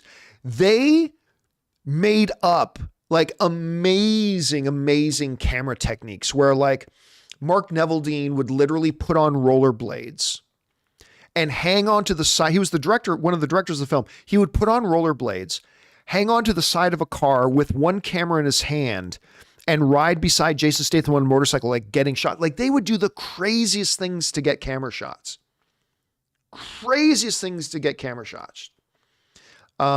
So there's stuff like that. But as far as like pure cinematography goes, Lawrence of Arabia rules, man. Lawrence of Arabia is incredible. Okay. Next up, Big Mouth Stan writes, agree or disagree that The Dark Knight has the best superhero movie ending ever? Disagree. I know every line of dialogue and recite it like a nerd when it plays. It's great. The Dark Knight's fantastic. It's absolutely wonderful. I do not believe it has the best ending ever, though. No, it's a great ending. It's a great movie. One of the all-time greatest comic book movies ever made.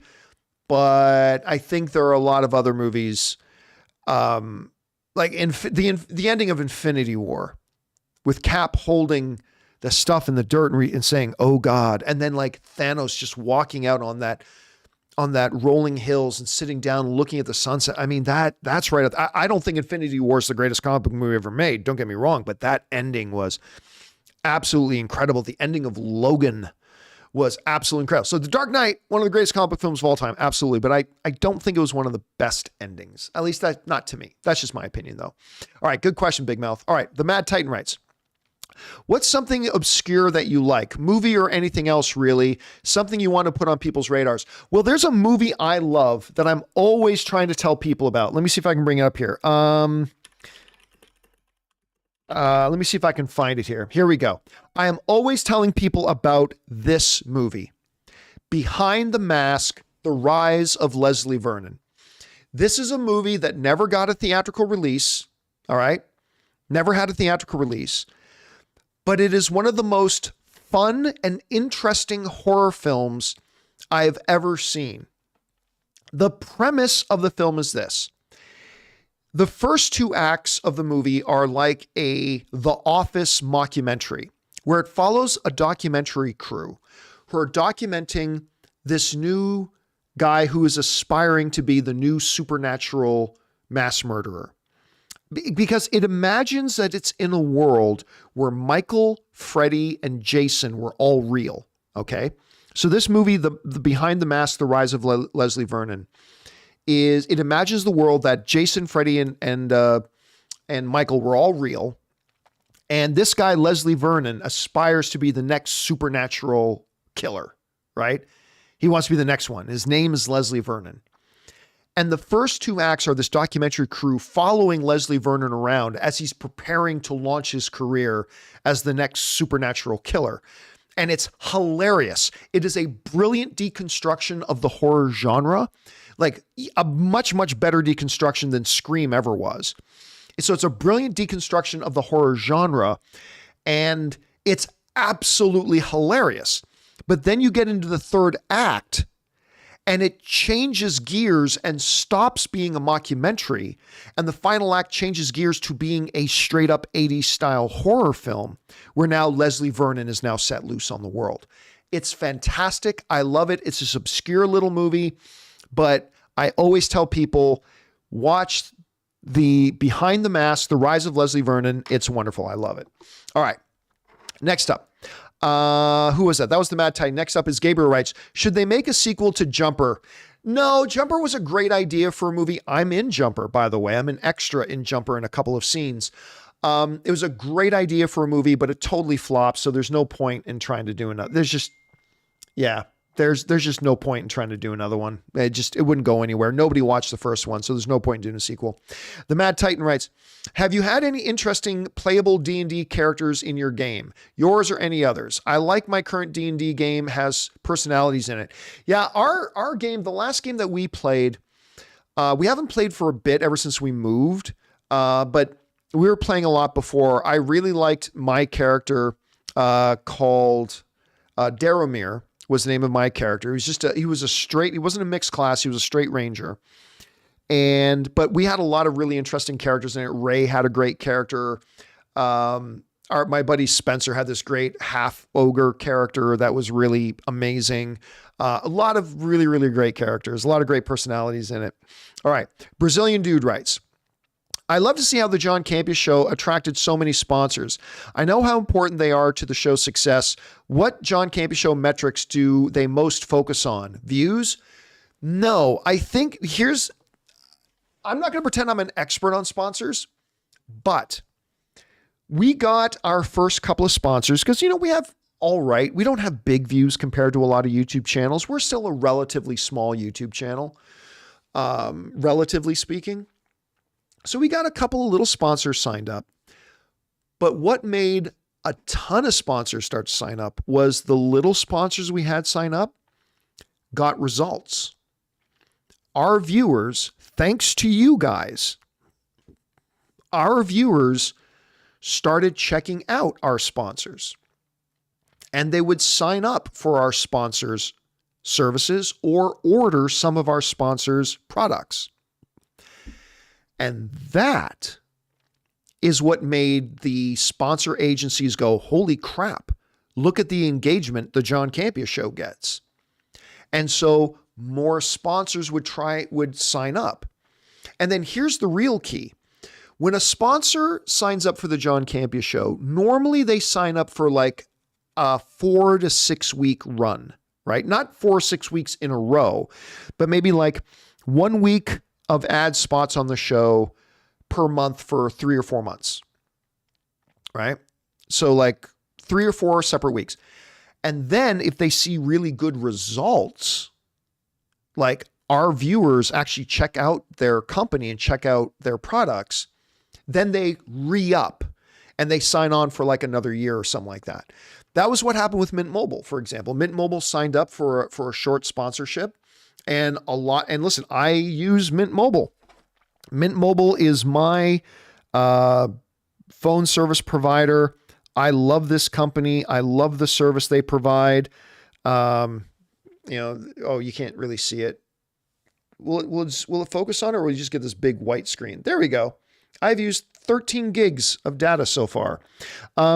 Anyway, they're a great service, all that kind of stuff. So what happened is a lot of our viewers went to check out Mint Mobile, and then Mint Mobile saw, oh my goodness, and Ryan had something to do with it too, but they looked at it and go, oh my goodness, we're getting great results sponsoring the John Campea Show. Let's re-up for the whole year. And we've had the same thing happen with Masterclass, with Manscaped, with True Classic, with BetterHelp, with, a bunch of our sponsors. And that's really the key thing. Views are good. But what really matters a lot to sponsors is the viewership of that show actually engaged, and will they check out our products if we advertise on that show? And thankfully for us, the John Campea Show viewers actually go and check out the sponsors. And that's why I'm very picky. We've turned down a lot of sponsorships. Believe it or not, we've actually turned down a lot of sponsorships because they've been sponsors that I'm not sure our audience would be into, or our audience or viewers would find useful. And so, yeah, that's kind of the key thing. Anyway, I hope you found that informative. All right. Next up, we have Sam Fisher, who writes, I highly recommend the British panel show QI. Originally hosted by Stephen Fry, he asks a panel of comedians questions that have obviously wrong and quite interesting, hence QI, right answers. I'll be honest with you, Sam, I have never heard of the show. Never heard of it. And I don't know where on earth it would be playing, but I'll tell you what, you've put it on my radar now, so I'll keep my eye open for it. Thank you for that, Sam. All right, next up, Gary Phillips writes, Hey, John, hope you're doing great. What do you think about Yellowstone Season 5? I think it's really good. Anyway, Merry Christmas and Happy Holidays. It's not my favorite season so far, but I am loving it. I love the evolution going on with Beth. Like, they're doing some really, really cool things with Beth right now. Because she's in this loving relationship with Rip, she's now looking back at her own history and having new regrets for choices that she made and the way she was. Anyway, I am loving the season. Not that I think it's the best season they've done so far, but I am loving it. Absolutely eating it up. My favorite show on TV right now. All right. A Sith Lord writes, how many lightsabers, if any, do you have in your collection? I have 3. My favorite is Count Dooku's and Mace's saber. Do you have a favorite saber? I think my favorite lightsaber is just straight up Luke's original lightsaber, the one given to him by Obi-Wan. I think that's my favorite. I don't have any in my collection. That's not stuff I collect. Although I take that back. I have the one lightsaber that I built at Star Wars Land at Disneyland. That's the one lightsaber I have. Anne has about 4. So Anne actually has a bigger collection than I do. But I think in general, my favorite lightsaber is straight up the original, the OG, the first lightsaber, to be on screen in a Star Wars film. I think it's that first Luke's lightsaber. All right. Next up, Rob McDonald writes, when is Morbius Minute coming? The world is asking. Probably this week, although we've been saying that for a long time, but every week comes and then we realize, oh my God, it's Thursday and we haven't done anything to prep for Morbius Minute and we put it off another week, but it's coming. It's coming. All right.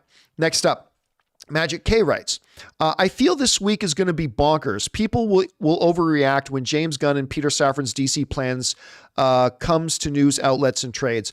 Yeah, listen, one of the things that James Gunn said in his tweet was, listen, we know whatever we do, we're not going to make everybody happy. And that's the truth. It does not matter what they announce. There's going to be people unhappy with it. It doesn't matter what they announce. It doesn't matter if they announce we're not rebooting. It's going to make some people really unhappy. If they announce we're going to do a soft reboot, it's going to make some people unhappy. It doesn't matter if they say we're doing a full reboot. It's going to make some people unhappy. That's just the way it's going to be. And there are going to be people that are going to super overreact no matter what it is he announces. And I don't know if there's something I should tell you or not. Let me just check something here quick. Maybe I shouldn't say this. Let me just double check on something. Okay.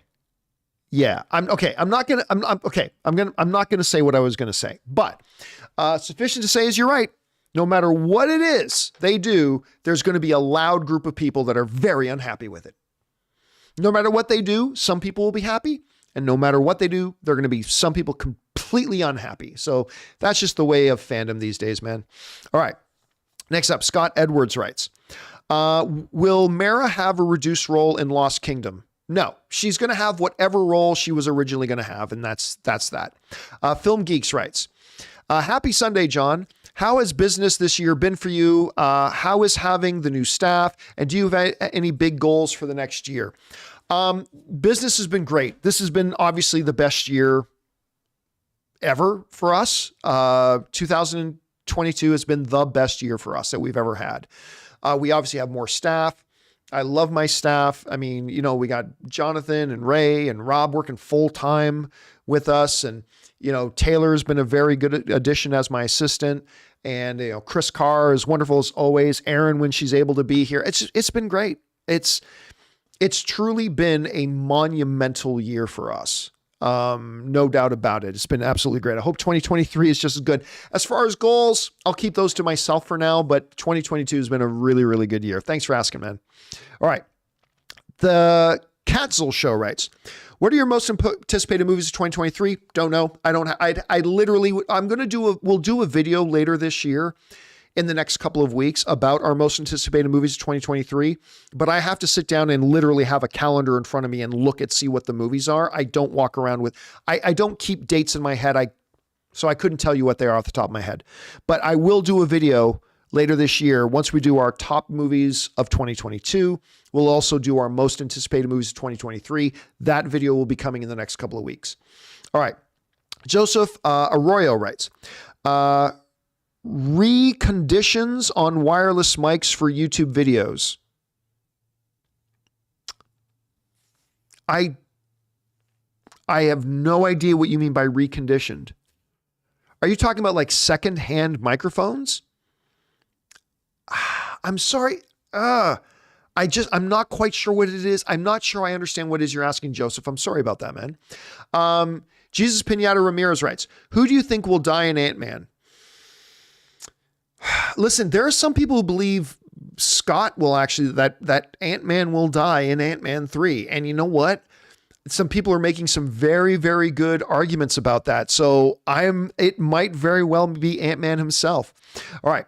Dr. Bright writes, hey, John, how's your weekend? My weekend's been great. Thank you. So along with the Campea Theater, what other TVs do you have? And do you recommend OLED, QLED TV over regular 4K TVs? Well, somebody else was asking a little bit earlier, Dr. Bright, about what TV do I recommend? And the honest answer is it doesn't matter. It doesn't matter. And I know some people say, oh, you can tell a huge, okay, that's fine. If you can see a huge difference between TV A and TV B, good on you. More power to you. I walk into Best Buy and they all look great to me. I mean, sometimes when I'm in front of one of the real expensive ones, I go, okay, yeah, I can see a little bit of a difference. This one's a bit better. But honestly, all the TVs these days, they all look great. I walk into Best Buy and I look at them and it's like, they all look awesome. So I have the 150-inch short throw projector in the Campea Theater. We have a 75-inch TV hanging in my main living room. We have a 45-inch TV in our bedroom.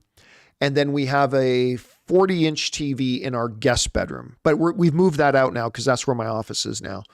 But honestly, QLED, OLED, blah, blah, blah, it doesn't matter to me. All that really matters is size and price. Because again, to me, and I'm not a TV aficionado, all TVs today, all the new TVs today, they all look great.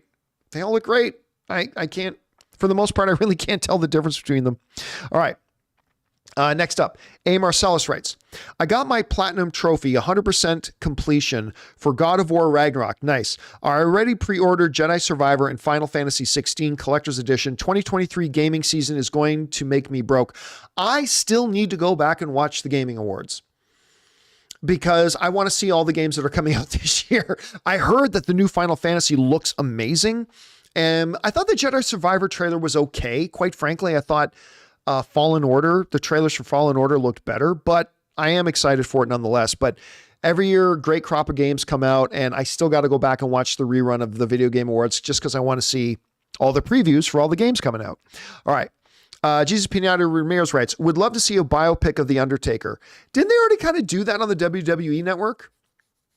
Problem is, I don't think it would, if you just did a general release of that, I don't think it would get a big audience, but I think there is already one on the WWE network. Anyway, Noah Gonzalez writes, got my ticket for Avatar on Thursday at 7 p.m. So hyped. I do not have my ticket yet. I thought we had our tickets and we don't. So I'm just going to have to look to see whatever theater has one single spare seat sitting around on Thursday, because I'm going to go see it Thursday myself. I just don't know how far I'm going to have to drive to see it on Thursdays myself, Noah. Julia Kern writes, question for Lawyer John. Do studios open LLCs for each film like indie films do? Yes. To the best of my knowledge, I think every time a studio is doing a motion picture, they create an LLC for that picture to fall under. It limits liability, also creates some certain flexibility for them. So to the best of my knowledge, Julia, although I could be wrong about this, I never practiced any law in the United States, but to the best of my knowledge, I believe the answer to that is yes. I believe, but don't take that to the bank. All right, Scott Edwards writes, Ahsoka retcon sequel with World Between Worlds. I don't understand what the question is. Sorry, Scott. Sorry, man. I'm not quite. I always hate it when I'm not quite sure what somebody's asking. I always feel bad. Sorry about that. Koa1708 writes, one idea, Shadows of the Colossus live action. Have to see if video game movies can be any good. The problem with that, Koa, is, of course, that would be like $150, $200 million film to do. So it's problematic. The Mad Titan writes, do you have a favorite Christmas memory? Somebody asked me that the other day. Just my favorite Christmas memory in general is one of our big family traditions was my dad every Christmas morning would make this monstrous breakfast for everybody. And that's always been a great memory for me. Foxy Scorpio writes, Wicket is Snoke. There you go. You heard it first. Wicket in Willow, or Wicket. I was saying Willow. Wicket, who was played by. Why did I just freeze on his name? I said it's Warwick Davis. Wicket, Warwick Davis. That's why I said Willow is Snoke. All right. Ronnie S writes, I think 2022 was the beat, probably meant best. I think 2022 is the best year ever for horror. Smile, X. I didn't like X all that much, to be honest. Pearl, Scream, Nope, Barbarian, Hellraiser, Terrifier. What do you think about the movies like Terrifier 2? Can they get mainstream acceptance? I'll be honest with you, I never watched Terrifier 2. I never watched Terrifier 2, and I never saw Pearl because I'm one of the few people that didn't like X. I know most people liked it. That's great. It just wasn't for me. But no, movies like that will never be mainstream because they just don't have enough people that are an audience for stuff like that. I don't think 2022 was the best year for horror. I think there have been other years that have been better, even recent years that have been better. But it was a strong year, especially for movies like Smile and Scream. I thought was really good. Nope was pretty good. I didn't love Nope, to be honest with you. But yeah, I don't think a movie like Terrifier will ever be mainstream accepted because it just doesn't appeal to enough people. The people that it appeals to very, very much, but just not as big of an audience. All right. One more question, guys, and then we are over. We're at 2 hours and 15 minutes. We're going to do one more question, then I'm going to need to refill my drink again. I'm going to need to run and use the bathroom myself. And we're going to take another 2 or 3 minute break here. But first, we're going to do this one question from Lord Genome 76, who writes, do you consider Patty Jenkins arrogant? No. It sounds like she was given respectful, genuine feedback on her script, which she refused to accept. Very odd. Here's the thing, Lord Genome. How can you possibly make any sort of judgment when you don't even know 1% of the actual context? And neither do I. How do you know that she was given respectful, minor feedback? For all we know, they just went back to her and said, you got to scrap this. This doesn't work for the way we're going anymore. Listen, if you think she's arrogant, then you got to say that Edgar Wright is arrogant, right? Kevin Feige went back to Edgar Wright and says, hey, you know what, man? The Ant-Man you wrote is great, but the MCU has evolved and the Ant-Man that you wrote doesn't quite fit in with what we're doing. Can you change it? And Edgar Wright says, as an artist, this is the work I created. This is the movie I want to make. And if I can't make the movie that I want to make as an artist, then I'd rather not do it. And we don't say that Edgar Wright was arrogant. I don't think Patty Jenkins is being arrogant either. I get it. Listen, I totally respect that the studio went back to her and said, this does not work for us. And she's like, as a creator, this is the movie I want to make. And if you want to make another movie, then I'm just not the person to do it. I have no problem with that. But then again, we weren't there. Maybe she was super arrogant, but we don't know. Maybe she was totally being disrespected. We don't know. But the reality is all we're reading is minor little reports. I don't think we can make personal judgments about the personality of individuals. So no, I would say it's a pretty big stretch to start throwing names around like arrogant on Patty Jenkins. She's a director. She had a film she wanted to make. The studio didn't want her to make that film. So she was like, okay, then I'm going to take my hands off and you go ahead and you do you. I'm going to do me. So no, I don't think she was being arrogant. I have some, there were problems with Wonder Woman 84 that she damn well should recognize. But do I think she's arrogant for walking away from a movie that she doesn't want to make? No, I don't think that's arrogant at all. Any more than I thought Edgar Wright was being arrogant. Not at all. All right. And now, guys, we're going to take about a 3-minute break here. Give me just a couple of minutes to rest up the throat for a minute. I'm going to run use the bathroom, refill my drink. You guys grab yourself something to eat, talk amongst yourselves. Don't go anywhere, and we will be right back.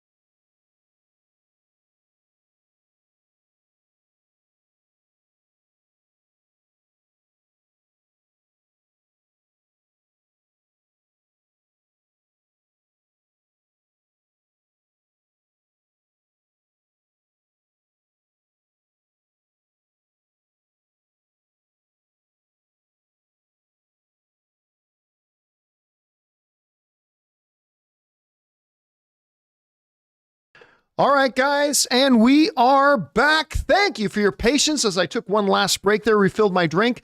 Now let's finish things off. Man, we've already been going like 2 hours and 20 minutes. All right, we still got a bunch of questions to get to, so let's keep going. We now go to, that was Lord Genome. We now go to H. Conta, who writes, I think despite the amazing movies coming, only Super Mario Brothers will be $1 billion movie next year. Listen, I love your enthusiasm. I do not think Super Mario Brothers is going to be $1 billion film.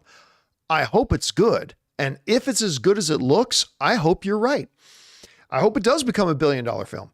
I don't see it becoming $1 billion film. I'm not going to lie to you. I don't see it being $1 billion film.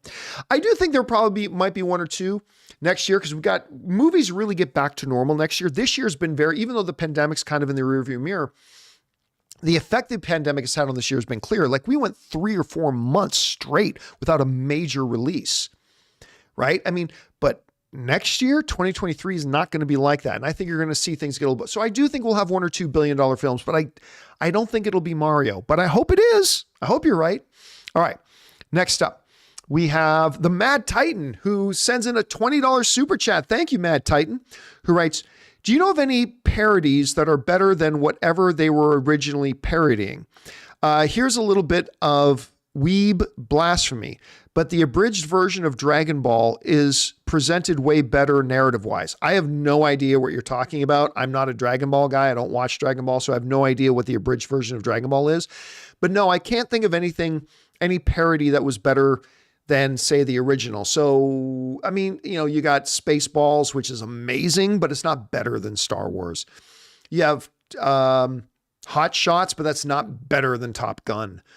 So I can't think of anything that the parody, I mean, maybe a couple of Weird Al Yankovic songs are better than the original songs, but in terms of movies, I can't think of any off the top of my head. And again, with Dragon Ball, you're speaking pig Latin to me. I have no idea what we're talking about on that level. All right.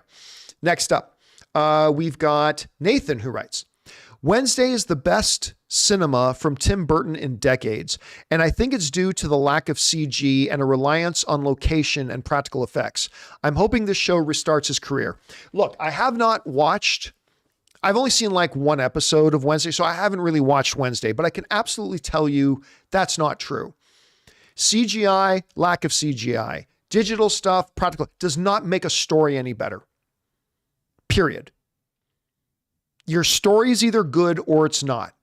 You may like seeing some practical costumes as opposed to CGI. You may like seeing some physical stuff instead of a green screen. That's all fine, but none of that changes the story. None of that changes the story. The story is the story.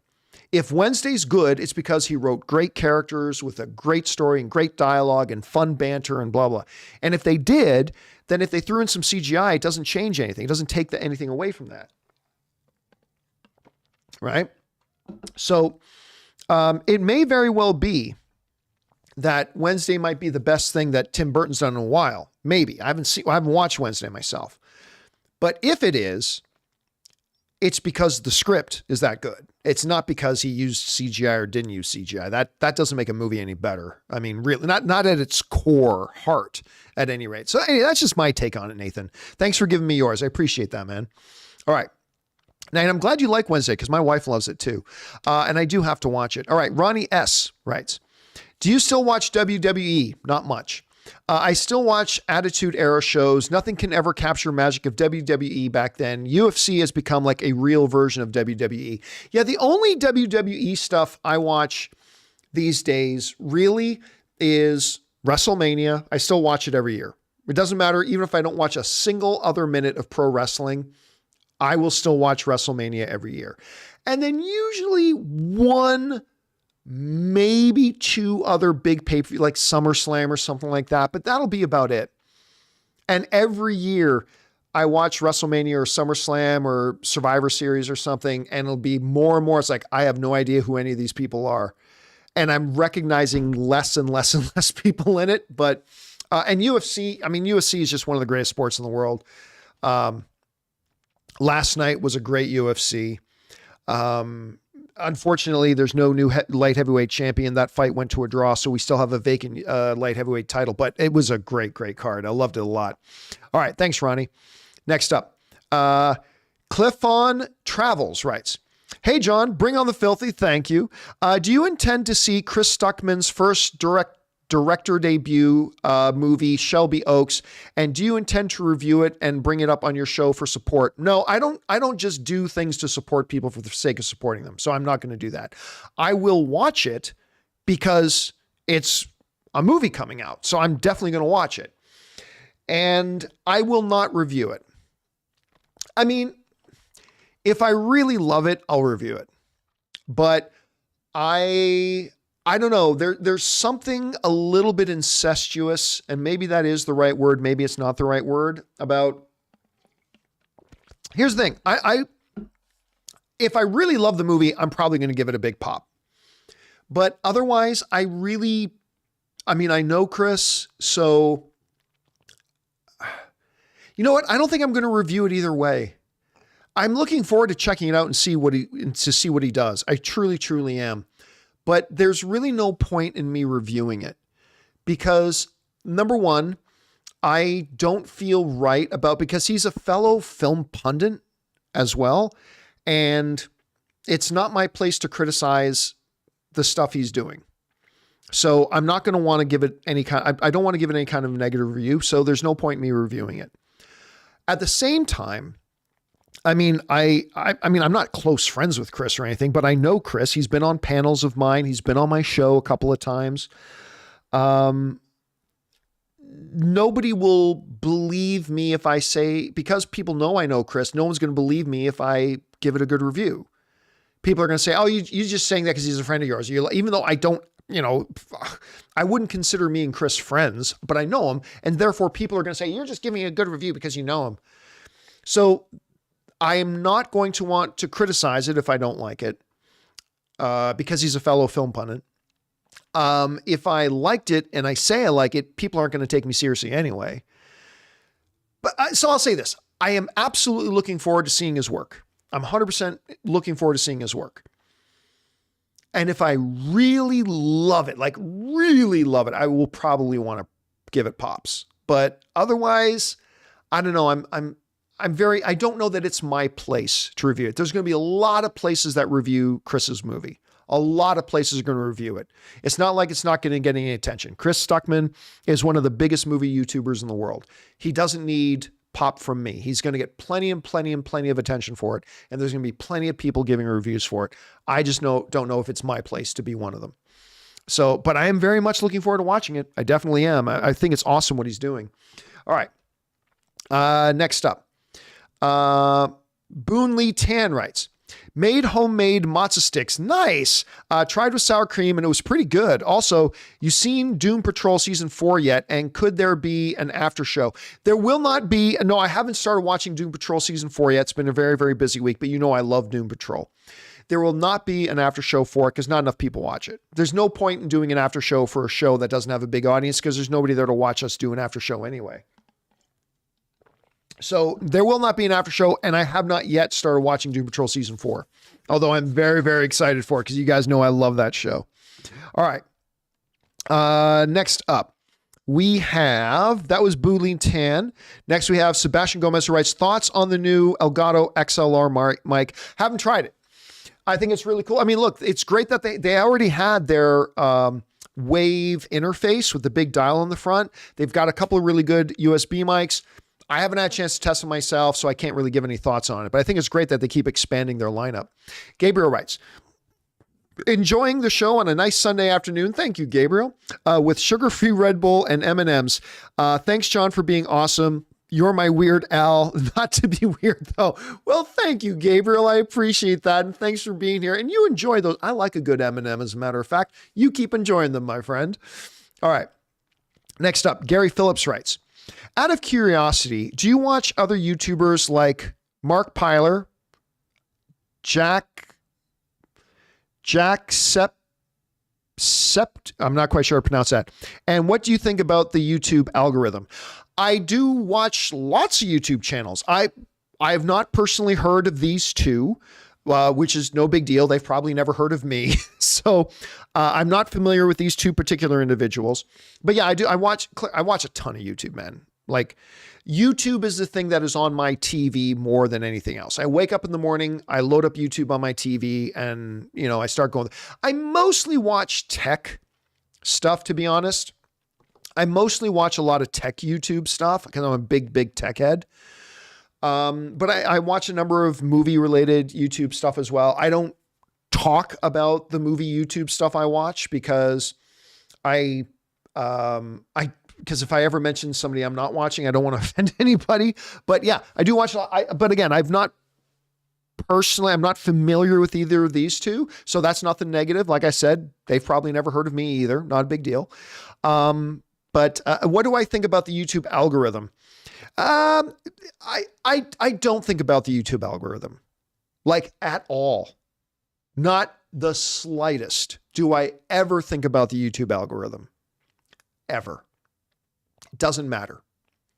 If people stumble across my videos and they like my videos and they like my show, they will continue to watch my show. And if they don't, they won't. And if they do like my show, they'll tell somebody else about it and they'll check it out. That's how my show's grown. My show's not grown because of the YouTube algorithm. I don't give two squirts of piss about the YouTube algorithm. I really don't. Never have, never will. So I don't know anything about the algorithm. I pay no attention to it. I just put my focus on trying to make the best show I can. For all the good and the bad that goes along with that. my 100% of my focus is always making the John Campea Show the best show it can be. I try to give my audience the best information I can, the best insights that I can. I try to give them best experience that I can. I just do the best I can at making the best show I can. Everything else, I don't care about. All I care about is making the best show I can. Because if I can make a good show, we will succeed. And if I don't make a good show, it doesn't matter what the YouTube algorithm is, we won't succeed. Just that simple. So I really don't pay much attention to the YouTube algorithm because I do know it changes all the time though. It changes all the time. All right. You can tell my voice is starting to go. Okay. Next up, who was that? Was that Gary? Yeah, that was Gary. Next up, H. Corneth writes, or Kant A writes, what has been the underrated movie you saw this year? Personally, I'd say Outfit starring Dylan O'Brien and Mark Rylance. Most underrated movie this year. I can't remember. I'd have this is just not information I keep off the top of my head. You know, I'm going to cheat a little bit here. I'm going to actually look up underrated movies of 2022. Underrated movies of 2022, and I'll see if any of them stand out to me. Let's see. I'm looking up a couple here. What Fire of Love did not, that's about the couple who died. There were volcanoes. Science, it's a documentary. That one was really good. I really like that one. It did not get a lot of attention. What was another one?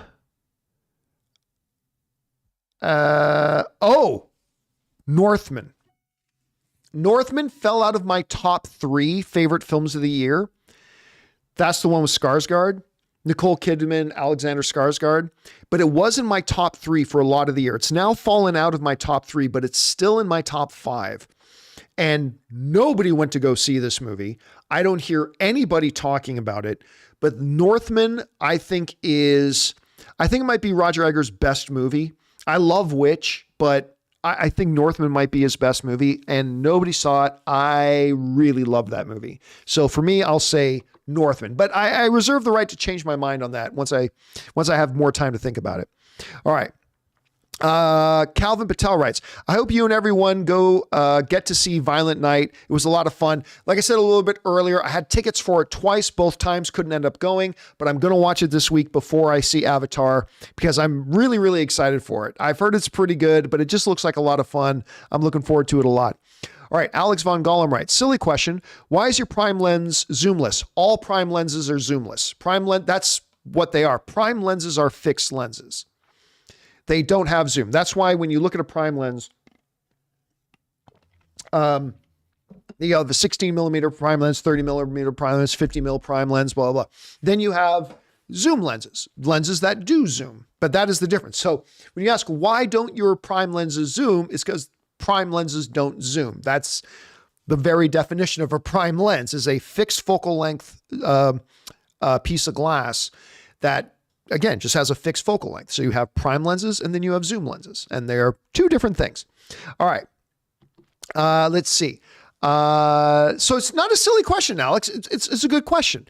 But just, when you hear somebody refer to a prime lens, that means it has a fixed focal length.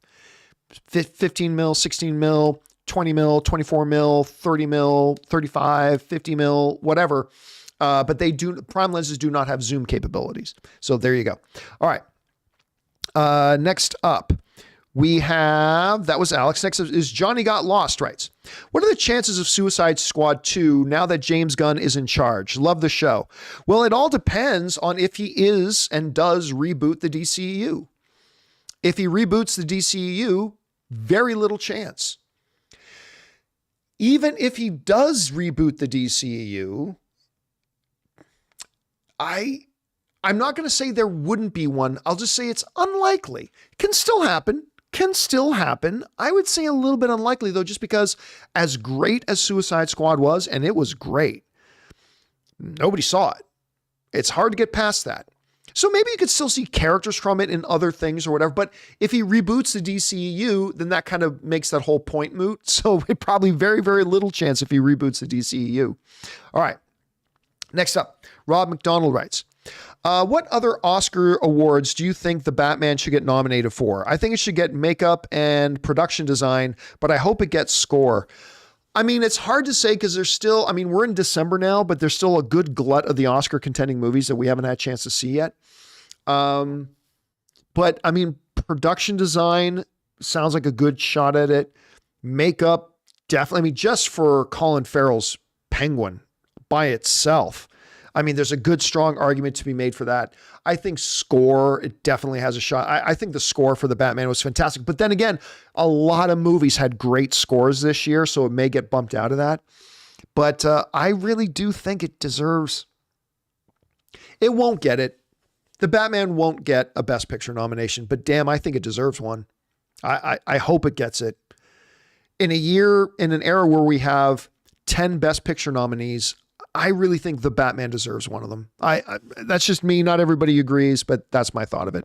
All right. Thanks for asking, Rob. Next up, Ben Rayner sends in a $20 super chat. Thank you, Ben, for supporting us on that level, man. And Ben writes, question, why do you think the old X-Men movies don't get talked about enough? I think the old X-Men movies get talked about a lot. When it comes to best superhero movies, Days of Future Past, X-Men 1, X-Men 2, Deadpool, Logan, they are so not talked about enough as much as the MCU, and they should, in my opinion. Well, I mean, here's the thing, though. I think Days of Future Past is a top 10 comic book movie of all time. I think Logan is a top 10 comic book movie of all time. But, you know, X-Men 1, X-Men 2, these are films that are like 20 years old. And the thing about those movies is they were the movies, particularly X-Men 1, were the movies that started this golden era of comic book movies. Those are the movies that did it. Some people say Blade, they're wrong. Just listen to the big Hollywood producers. They always talk about the fact that it was X-Men, not Blade. And I love Blade. I love Blade, but it was not Blade. It wasn't at all. Anybody who says so is just completely dead wrong. The producers have said, like the producer for the Dark Knight movies and all that kind of stuff said, it was when that first X-Men movie came out, when they started watching it, and it was in Auschwitz. It might have been another camp, but looked like it was at Auschwitz. And you have this Jewish child being torn away from their parents that are being let off to be gassed and all this kind of stuff. It was that X-Men movie that made the Hollywood producers and the studios go, wait a minute, comic book movies we can make comic book movies like this? But because of that, the comic book movies since then have kind of built on that, and they've gotten better and better because of those first X-Men movies. And I think that's probably part of the reason, besides the fact that they're over 20 years old, that's one of the reasons you don't hear them talked about as much, is because other movies and studios realize we can make these types of mature themes in these movies, still make them comic book movies, but we can do them differently than the way they've been done before. And I think that's one of the reasons. And so we as a culture and society, we're very recency focused, right? So we talk a lot about Infinity War and Endgame and stuff like that, and the movies that are more recent per se. And the older the movie gets, the less they'll be talked about. But yeah, I think the first couple of X-Men movies particularly have a big spot. You saw how excited everybody in the world was for the announcement of Deadpool 3. Right? Deadpool is still very, very relevant. Everybody loves Deadpool. Everybody talked about Deadpool with the new one coming. Everybody loves Logan. Everybody puts Logan in the top 10 comic book films of all time. I have it in the top 3 personally.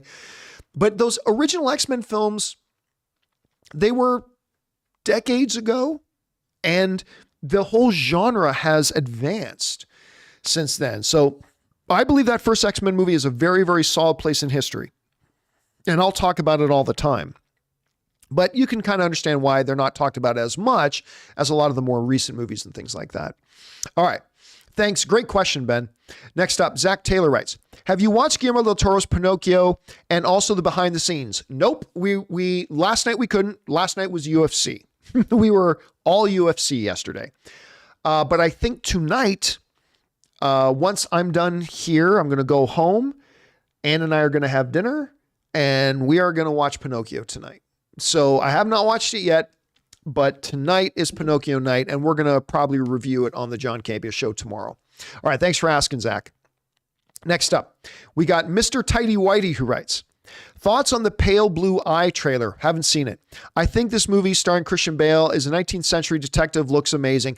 Yeah, haven't seen the trailer. I didn't even hear that it dropped, to be honest with you. So I can't give any... when did that trailer drop? Did it drop today? Did it drop this weekend? I don't know. I haven't seen it yet, but I will take a look for it and maybe we'll talk about it on the show tomorrow. But thank you. You just put it on my radar, Tighty Whitey. So thank you for that. All right, next up.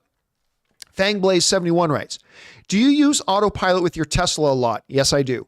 And do you prefer that or controlling the car yourself with the steering wheel? When I'm driving on surface streets, I never use autopilot. When I'm on the highway going to Vegas or going out to Palm Springs or driving into LA, I always use autopilot. I love it. I honestly feel a lot safer with autopilot. The studies have shown you are statistically much less likely to get into an accident if you use autopilot than if you don't. But when it comes to city streets and stuff like that, like I don't have the full self-driving, I have autopilot. And those are two different things in a Tesla. But yeah, surface streets, I always just drive the car myself. Once I'm on the highways, that's when I put on autopilot. And I really, really like autopilot a lot. All right. Next up, Alex Von Gollum writes, had you had a Mac Studio for your documentary, would it have significantly sped up the editing process? Have a nice rest of the weekend. I mean, it would have sped it up a little bit, but the real time in the editing process is the decision-making in edits, right? It definitely would have rendered faster. Like once we were time to render things out, the rendering would have been infinitely faster. And sure, even in the minutia of the process of editing, it definitely probably would have been a little bit faster had we been using the Mac Studio with the M1 Ultra chip in it. But again, the biggest time, the thing that eats up your time the most in editing is the decision-making process. It's where do we make this cut? What do we put in here? How do we organize this selection of shots that we're doing? That's the big time thing. So I don't know if it really would have saved us a lot of time overall. It definitely would have been smoother. It definitely would have been a little bit faster. And then when it comes to when we would be spitting out renders, oh my God, that would have been huge, huge time difference. But yeah, the biggest time killer in the process of editing is the decision-making process. And that has nothing to do with the computer you're using. Great question, Alex. Love it. All right, next up. A Culture War Diplomacy writes, planning any new novels? Yes, but not until after I retire. I just don't have time to. It took me 5 years to write my first and only novel. It took me 5 years. I just don't have time to write. I have no time to do it. But I think writing another novel is one of the things I'm going to look forward to doing once I retire. So give me a couple of years for that. All right. Thanks for asking, man. I appreciate that. And final question of the day isn't even a question. Lindro Urena just sends in a super chat just to be supportive. Thank you, man. I appreciate that a lot. And guys, that'll do it. 2 hours and 45 minutes into it for this weekend's installment of John Campea Ask Me Anything. Thank you so much, guys, for being here and being a part of this show and hanging out with me on this Sunday. I hope you guys have had a fantastic weekend. And don't forget, the John Campea Show returns tomorrow morning. We've already got a whole bunch of topics lined up that we're going to be talking about. I hope you guys will come and join us for that as well. So guys, big thank you to all of you who sent in the super chats. Number one, because you gave us great fun things to talk about. But number two, you supported this channel as you did it. So a big thank you to all that. I can't believe we're 2 hours and 45 minutes in. We still have over 1,000 people in the live stream right now. Thank you guys for being here for that. So yeah, I'll look forward to seeing all of you guys tomorrow. Big thank you again. And until next time, my friends, bye-bye.